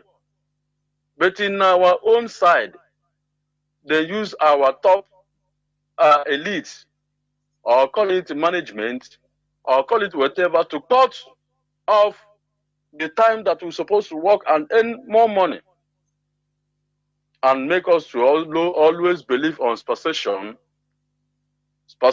belief, going to church so that the heaven of gold will open, the door of silver will open, the alert from heaven, like that man of God that claims that God sent 20 million to his account. We know all these people. We know all their arranged work. But people that they can only deceive is their church members. People that don't have mental stability and mental capacity to resist them. Those are the only people that can deceive. But for we, the student of Radio Biafra, we have learned and learned and learned, and we are now began to teach them, teach their agents, which they send all over our people to start disturbing our old men and our old women in the name of evangelism, because them also is ignorant. I asked one woman, how do you know that what you are defending is doing good for you? The woman become confused. He said that's what they tell us to preach. I said, who tell you to preach so? Look at yourself. You did not eat well. You did not clothe well. See where you are suffering. In the blood day night, the sun is hammering you. You are trying to defend what you don't know how it came to about. The woman become confused. He now told me, this is what they tell us to preach. I said, go back to who sent you. Tell him that there's a brother that wanted to see him. Let him come. Let's have debate. What happened? The woman went. And last time he came to me, I said, did you inform the person that sent you? He said, they said that he will not come. I said, do you see it? Because they know that what they are telling our people is a lie. They tell us that manna fall from heaven is a lie. They tell us that everything happened, door open, blessing pour from heaven is a lie. Mazi, the more you work, the more money you earn. Depending the time you put in your business, you become a successful man. But all these things then deceive our people and tell our people, go to church and pray day and night. Your door will open. Mazi, may God bless you. Continue this good work. We must continue. We are not going back until Biafra is achieved. Our people must be saved from this mental decay and the mental laziness which the religious and our colonial masters brought to us in the name of religious. We must deliver them. Mazi, what we are doing is deliverance. So I don't know whether you know that we are doing deliverance to us. It's a deliverance too. And this is original deliverance, not the one that they are pushing you. Then we push you. That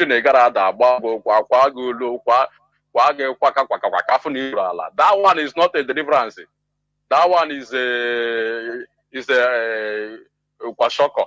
I don't know what to call that one. But what we are doing now is a pure deliverance. We are delivering our people, which people are seeing the handwork and which people are testifying.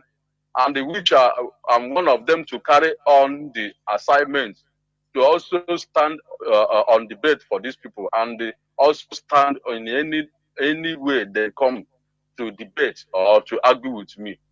Mazi, you have delivered me and I'm free. May God bless you for this good work. Thank you. Caller on WhatsApp, I pick you. You'll be the last caller, please. Can you hear me? Caller on WhatsApp. Yeah, Mazi, good evening. Yeah, Hello, man.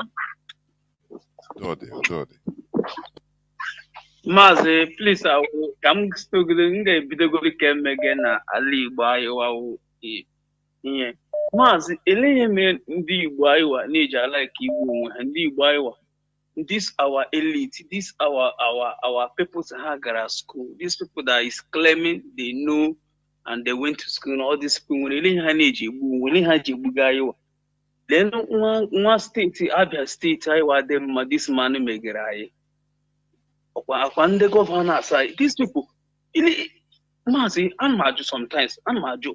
It's sure no why or sure now those our governors. Oh, we here. What Braille or Brandy Bukeji Monde, when they 3 men.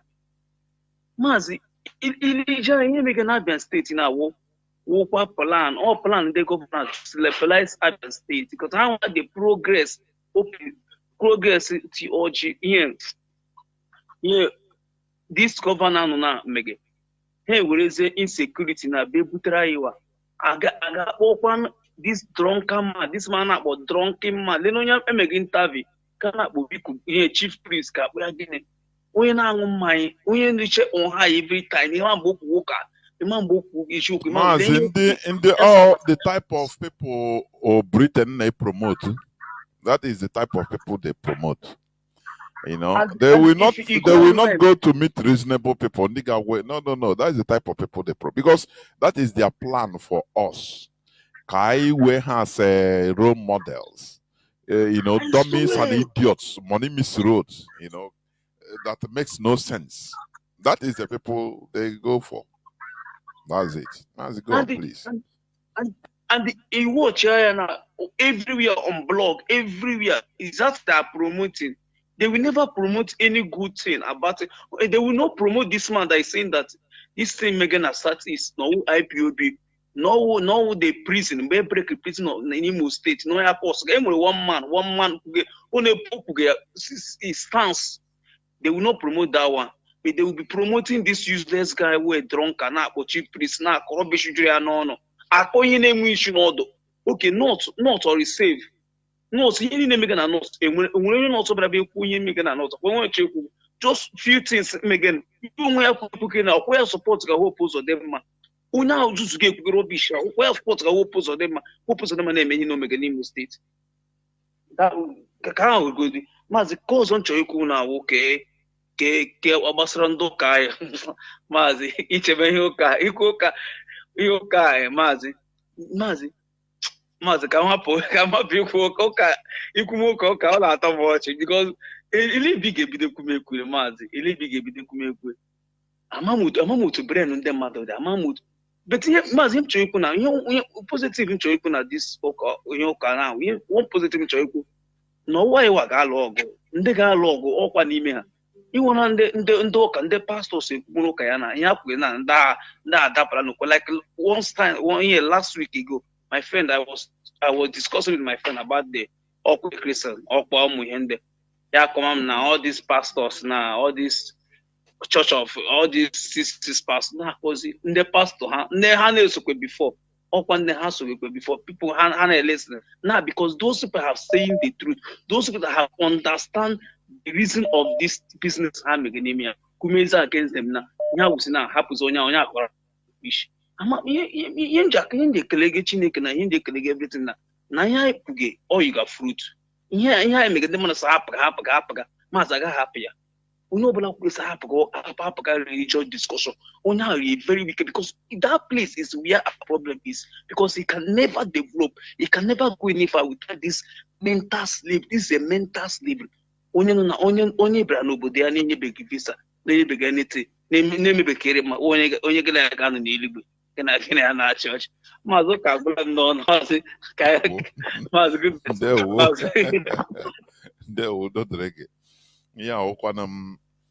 you know, we are saying it because we are saying it lightly and because we opened our mind. It's not easy. You saw a brother that I was interviewed with one time ago here, which Mazi hosted. I mean, Mazi Alozie hosted us. You saw people like that. That if there is nothing, if you talk against his Jesus, let Biafra go to hell. Many people are like that, and you wonder what brought about this. It is a program, but we're equal to the task. Because the journey of 1,000 kilometers begins with a step. The Europeans that you are seeing that are civilized in this way, it started like this until they reached to a revolution level. Don't think that they got it easy, the Europeans. Don't think that. I respect them. Wars broke out. This side against this side, with this side, wars of ideology, revolutions blood we are shed before they can finally come to this state of mindset they have that is highly civilized. They now understand that we are in this planet Earth, that this Earth is for human being. Caller on direct line, you'll be the last caller, please. I'll not pick any other call. Can you hear me, please? Go on, Mazi. Can you hear me? The whole world is hearing you. Mazi, can you hear me? Mazi, go on. The whole world is hearing you. Go on. Thank you, my Lord. Thank you. And I have patiently waited. Mazi, to be very honest, one of the callers said that you are doing deliverance, and that you have delivered him. Wholeheartedly, I am one of those whom you delivered. But Mazi, I am making an appeal. I keep saying it, that this struggle for three people. There are three major people that this struggle concerns. Those people are one, the Igbos. The number two people are the Biafrans. Then the number three people are the IPOB members. But right now, I want to just concentrate on the IPOB members. You see, the teaching that you have been giving here is a teaching that is so expensive that money cannot afford to buy. But unfortunately, a whole lot of people come here and get it free of charge. And after even getting it free of charge, they still do not put value on it. Because if we and the other listeners are putting value on it, by now we would have passed this level. But my major reason why I'm calling this night is to make an appeal to all IPOB family members More especially those people that have devoted their time to make this call this night. I need a task from them. Mazi, I want us to shut all the Nigerian media house down. It is possible. How are we going to do that? Look at what is happening in Ada. That the highest atrocity happened. We had that the military went to the house of the traditional ruler and killed somebody in his presence, in his palace. Something that cannot happen in the north or anywhere in the Emir Palace. Now, my appeal to all IPOB family members, especially those people who have made a call here tonight, and those who are trying to call in, I want you to do a part. Okechukwu Ezike in Aba, I am calling on you. If I have had their direct contact, I would have given you every support that you need. I want you people to hit all the radio stations that are in Aba, Magic FM, 92 point Geneko, hit all of them down whenever they come up with any program on the radio, call for love making in the midnight, because right now they are on the programs. You tune in the radio, you hear them calling, hey, Mr. Nkechi and Mrs. Amadi de Borel, what is your opinion? Call in that time and ask them, why have you refused to talk about this killing in Aba? When you call, let me tell you what he will do. He will say, this is not the topic of the day. He will off your call. Let another IPOB family member call. He will off the call. Let us shatter that program that they want to do that time. Let us talk about our environment, what is happening, the killings. Let us shut them down. Now, if you're also an IPOB family member and you're living in Abuja, there are radio stations in Abuja. People listen to radio, I'm telling you. Because this is one thing that is happening with us. Look at the type of teachings we are getting from Biafra. Look at the type of education we are getting from Radio Biafra. Free of charge, yet we don't want to listen. To be very honest before God, I am at work and I have to excuse myself. I've been on this road for over 30 minutes waiting to express this view. But if somebody has this opportunity, they don't want to utilize it. They use their money to go and buy lies. They use their money to go and pay for DSTV, to watch CNN, where lies are being fed out. But where the thing is free, where the news is raw and free as it is happening, where the education is free, we don't want to do that. You see who we are. But IPOB has come to change the narrative. And this thing that IPOB is doing is me and you. When we start it, we will overshadow them. Our number will overshadow them. They will not be irrelevant. So let us continue. If you are an IPOB family member, you are in Abuja. There are radio stations in Abuja. They have armed forces radio station in Abuja. Call it when they are opening their line for calls. Call it and ask them, this thing that is happening in Aba, killing of innocent civilians, is it good? Hide their number and call. When you call, they will say that is not the matter of the day. They will end the call. Another IPOB will call immediately. As we all are keying in to call into this regional family program, I want us all to bombard all those radio stations wherever they are in Nigeria. Whether in Lagos, whether in Abuja. There is Wazobia FM in Abuja. There is 95.1 FM in Abuja. There is Magic Aso FM in Abuja. There is Armed Forces radio station. Too many of them are there. They open up their lines. There is also Wazobia FM. If you go there now, you will listen to Oni Wibege. Kona na Bishoku, Otu Mankichi na Papa Nkiru Jisooku, Gini Wutu beginning that Utipa credit to. Oga kwa na WhatsApp or direct call o gidipa credit boy here I think it's you kwa. Any record. So Jonathan, are you hearing me? Mazi, go on. The whole world is hearing. Go on. The whole world is hearing you. Oko, you take a credit 1,000 naira. What you gonna issue Papa Nkechi na Mama Musa Ebehachari Moy? Go contribute to Nanga. Because you hate me here. Why we are saying these things that it may happen to you. This thing that we are saying that they are picking up people and they're shooting them up and down. You don't know if you are relative. You don't know the day you will fall the victim. You have never seen people traveling, how they come down from the vehicle and raise their hand up to pass a military checkpoint. And as you are raising your hand up to pass a military checkpoint, your life is still at stake, because if any mistake happens, if your phone eventually rings at that point, you are a gunner. They will kill you. So if we call on these radio stations and shut all these radio stations down, imagine what will happen. No, they say, nah, these people are calling, talking about this. Okay, the government in charge will look into it. That program, they will continue with the music. They will not talk about that program again. Wait, another one. Okay, you can see the radio. Meremy here, one them woko, then me here, nada. More magic essay. More calls of Kamama, Hajuraba. Hi, their number, Bob. Have your numbers of Tozo, Hamapadovi. Eden, no, only you so being with that. The time they rendition Mazi and the Kano from Kenya, when I had this thing, I started browsing on my own to look for radio stations in Kenya. I called. I participated in 3 or 4 programs, irrespective of the time difference between where I am and their home. What are you doing as an IPOB member? How do you want this Biafra to come? Why do you abandon all these things for DOS to do? Support on ESN. Oh, Potano rally. Oh, Gano meeting.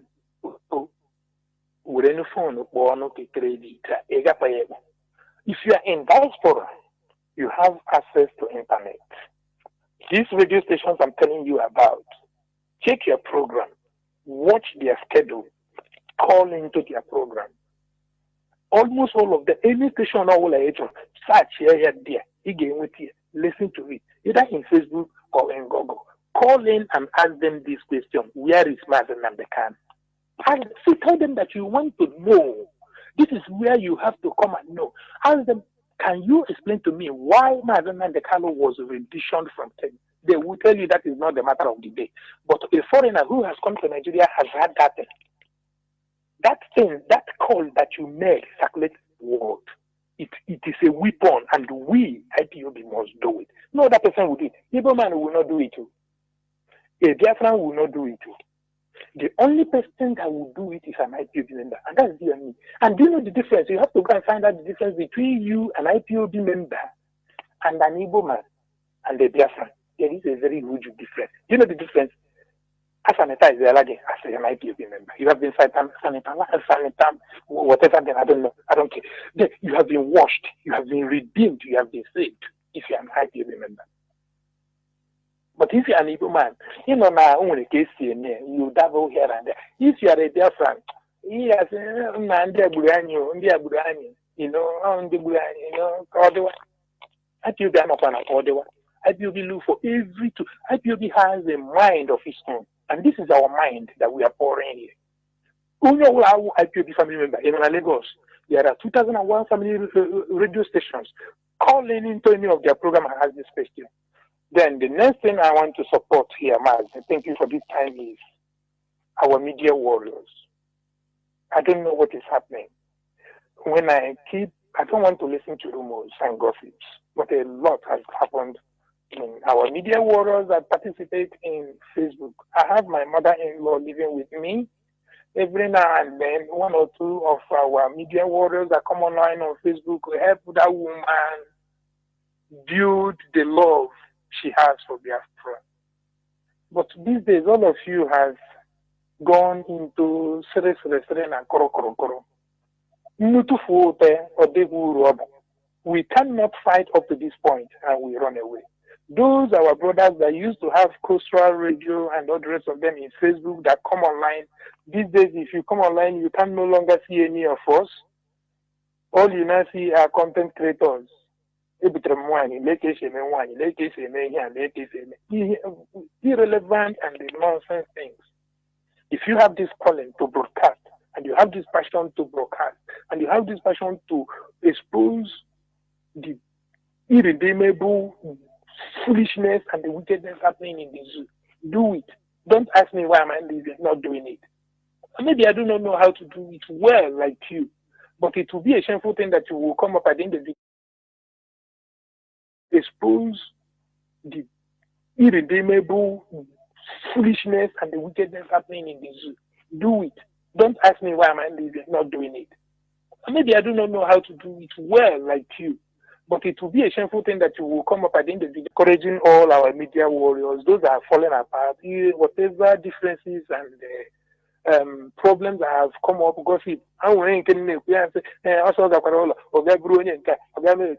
those are that's not where we are going. Look at our Bible. Sometimes we believe in the Bible really low. Do you know why I'm believing that? Because the Bible,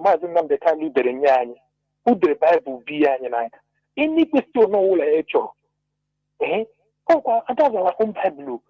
I was here when this Bible was written. The Bible that Mazi the Kalu gets to us. Anything any teaching from IQ, you don't even need to wait for Mazi to come online. It is all there for you. Mazi touch everything in life for us from A to Z. This is our guide. There were Mazi. Mazi, round up, please. Round up.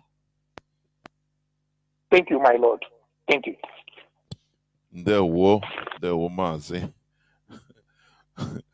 No title you cannot hear here. I'm not your Lord, please. I will comrades.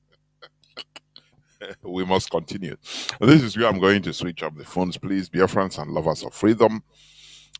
We must continue. You know, in this struggle, I used to say this, that we must kill sentiment. What we are, many of us don't understand or don't yet understand the type of fight we are in. You know, some of us thought that it is maybe content creation. No, this is a question of life and death. And what we are trying to do is restore a nation of sanitized people. A nation of sanitized people. It sanitized people, mentally sanitized people. People with mental sanity will build a sanitized nation. Are you hearing me? You know, I used to say this, that the environment portrays the intelligence of the people living in there. If, you know, I used to give example with about dirtiness, but no more.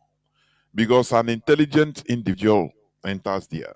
That's why he saw there, he saw the debts. His intelligence showed him that, look, this thing needs to be done. And they did it. And he is doing it. So you see that a people, when you bring, for example, you bring a Nutu Onitsha, you know, the rowdiness, everything, the debts.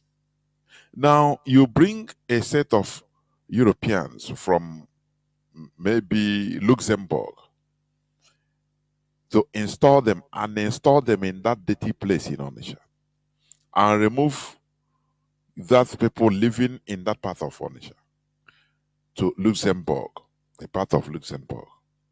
You will see that those, you know, I used to say this every time because I'm stressing it for you to understand how, you know, it is the way people, the intelligence of the people, the level of intelligence of a people is how they can build their environment. Your environment, your country, is the same thing. You see, the intelligence of people in Nigeria, Nigerians, is to steal, to loot for your own personal aggrandizement. That is, the loot public, public fund. It is natural. For Nigerians' intelligence has been numbed or programmed not to see public looting as evil. They saw it now as normal thing. Billions of naira living. So when you take these people, a set of people in Europe, and place them in a community in Onitsha, their intelligence, their standard of intelligence we make, because they live on higher standard of intelligence. Now it will make them to see that the place they are in now is lower than their intelligence, the environment. You know, the shrats there, the debts there. They will organize themselves with their intelligence. in order to clean up that place and make it work to their standard. And now, when you take the people in the same community, put them in a community in Luxembourg that is very, very clean and everything working, they will see it as very high. What I'm saying, they are the governments, they are the people controlling that place. They will see it as too high for their intelligence. Before 1 year, 2 years, they will bring it down to their intelligence like that of they will turn that place like that Onisha. Now, the people they brought to Onisha from Luxembourg, before 2 years, they will turn that place to the standard they are in Luxembourg. That is for you to understand why we are doing what we are doing.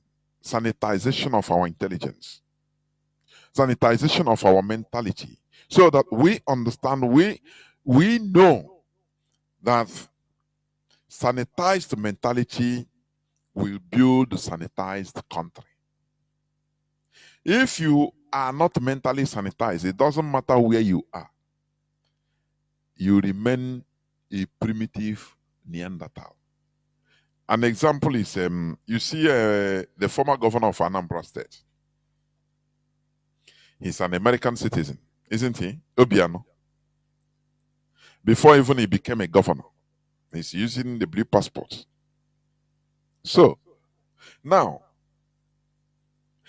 as a person that was living in America, you expect him that, okay, he's going back to Anambra State in order at least to make a radical change, to transform, Anambra to be where he was living in Texas. But he went there, and instead he was working with a cow, Mietiala, cattle headers. He didn't give value to life. Whereas where he was living, his naturalized nationality of America is a highly developed country. Does it make him developed? No. No. Instead, he went there to loot. After looting, he ran away and leave all this shithole. For him, he's okay. Him and his family. That is, it doesn't matter where you are living. If you are primitive, you are primitive. It doesn't matter the kind of wealth you have. It doesn't remove you from primitivity. Primitive mindedness is in the brain. If Obiano is sanitized or civilized to the standard of where he's living, he will try to make radical change in Anambra. If the system does not allow him, he will become a well-known radical governor. He can even resign and say, no, I want to do this thing, I want to put it in the way I live, the standard in where I'm living in America. I want to bring it to Anambra. But the people, Nigerian system don't allow me. He will speak it, be outspoken in Nigeria. But he didn't do it because he's primitive. You see? You might be going on private jets. You might own a private jet. It doesn't mean that you are civilized. You might be a champion in your profession. It doesn't mean that you are civilized. No. You're only a professional in what you do. This mental sanitation we are talking, it is so deep. It makes you reason in another way. And once you start reasoning in another way, you walk towards it. If the system, for example, in Nigeria does not allow you, you become vocal. People will know you lay a legacy of, they will refer you now that governor now they kwe. No, the Nigerian government doing so. Even he resigned, telling the people that look at the ills I see in the government. I'm your governor. Look at what is happening. It should reveal many things. Open the eyes of the people. But he didn't do it. Do you see the difference with Mazi Nnamdi Kanu? Mazi Nnamdi Kanu is a British national. He didn't go there. He didn't come back. Say, let me come back and become the governor of vie for governorship in Abia State and loot like Obiano and others and go. No. Instead, that thing he saw, that type of life he's living in England, he wants people to believe in it, to benefit. He said, why people are living like this in England, but our people are living differently? They are human beings and we are human beings. What is the difference? It's in the brain. Now Obaiga, he started opening up, started revealing things. Do you see the difference between a primitive Neanderthal and a civilized human being, Homo sapien? Do you see the difference? These two people. There are many people, mostly in America today. They have everything. Not that they are poor, but they want to go back to Nigeria in order to subjugate the miserable people. Loot there and go for Diagba. They fool. In America. That is the type of mentality we are trying to bring down. So that thing you see where you live, you want to impact it you want your people to live like that. Not to go and start taking advantage of the people. That is all. And we know that religion is part of the problem, part of the weapon, the tools they use in caging us. And that is why we are venturing there. It doesn't matter the hardship. It doesn't matter the hardship. You don't solve your problem by running away from it. You solve your problem by, facing it squarely. If you run away from your problem, it's there waiting for you. You run, go, come back, it's still waiting for you. Darkness is there. It doesn't need the energy to be there. Darkness is there already, automatic. But you need to dispense energy in order to bring light. Light consumes energy. Do you see that? So, if you say, let us say nothing, darkness will cover everything. The plan they have against us as Biafrans is so bad. Biafra the policy of Biafra land is a desolate place. Any place they see that is trying to rise up developmentally, they will bring either they will instigate criminals, kidnappers, any type of, they will see. Nigeria is a government. They have the capacity to do anything. They will instigate criminality to come there and make life unbearable for people, so that people will start running away. That is what happened in Aba, and we will not stop talking about it. Therefore, we must continue what we are doing. Biafra remains our ideology. Biafra is everything. Our A and Amen. Our Alpha and Omega is Biafra. Are you hearing me? So, without Biafra, we are all gone. Let me ask you, since you have embraced this religion, praying, doing this and that, is our community better? Is a question that you don't answer it out of sentiment. Is our community safe? The answer is no. So what will make our community better and safe is when we join hands together and develop it.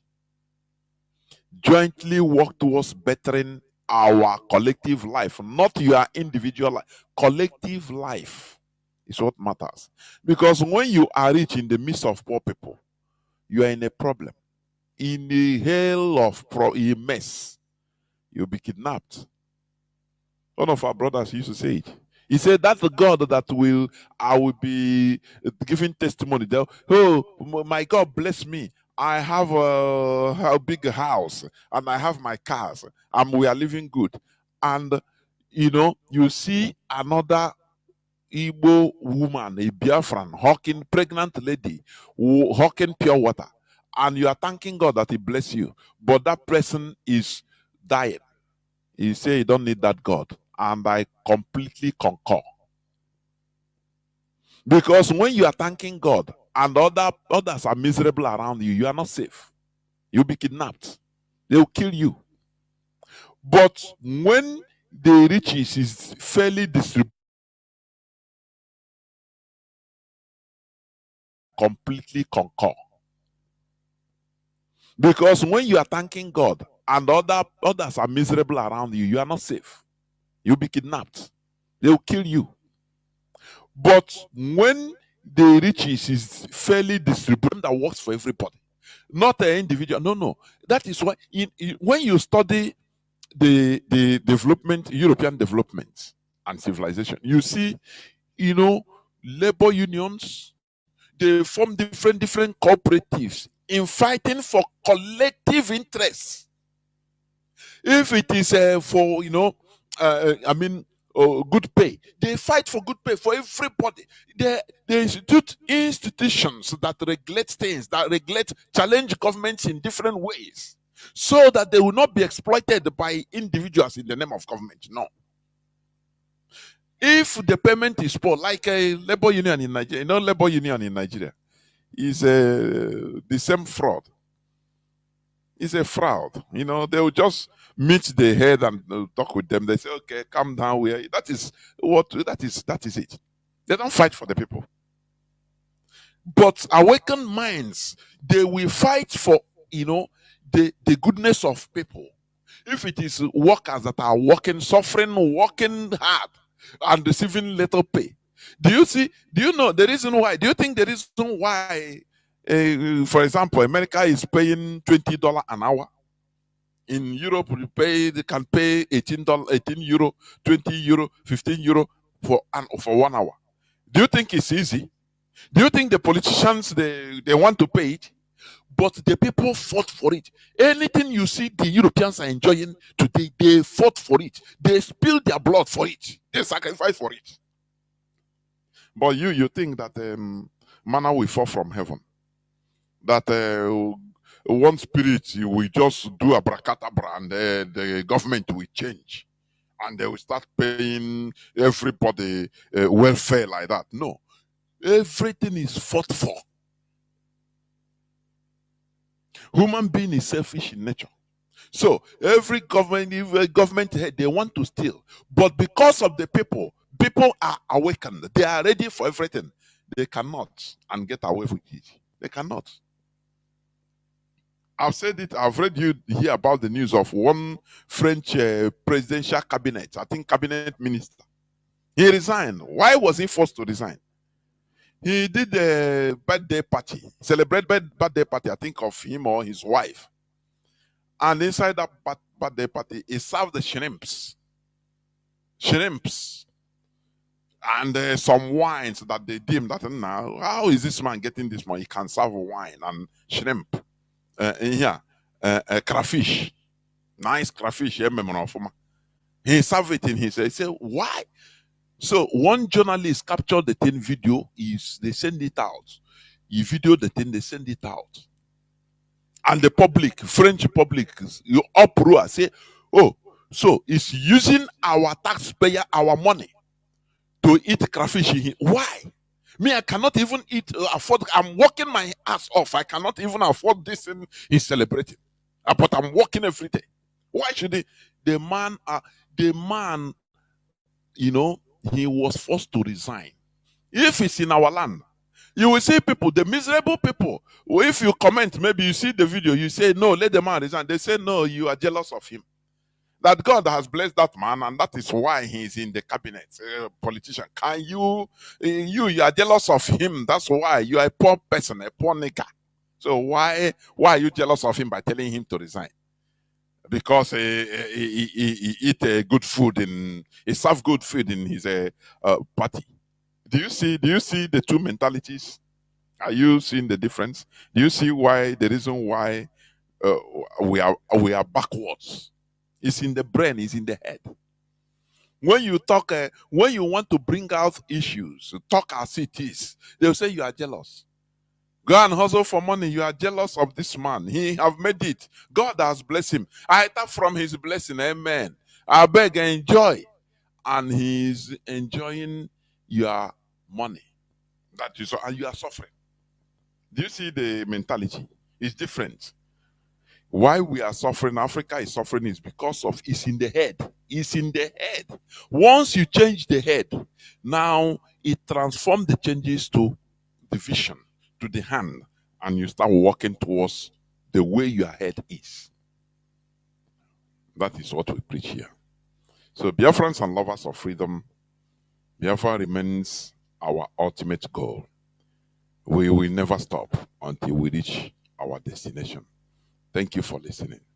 From me, Mazi Jonathan Chinedu, from here, it is simply good evening.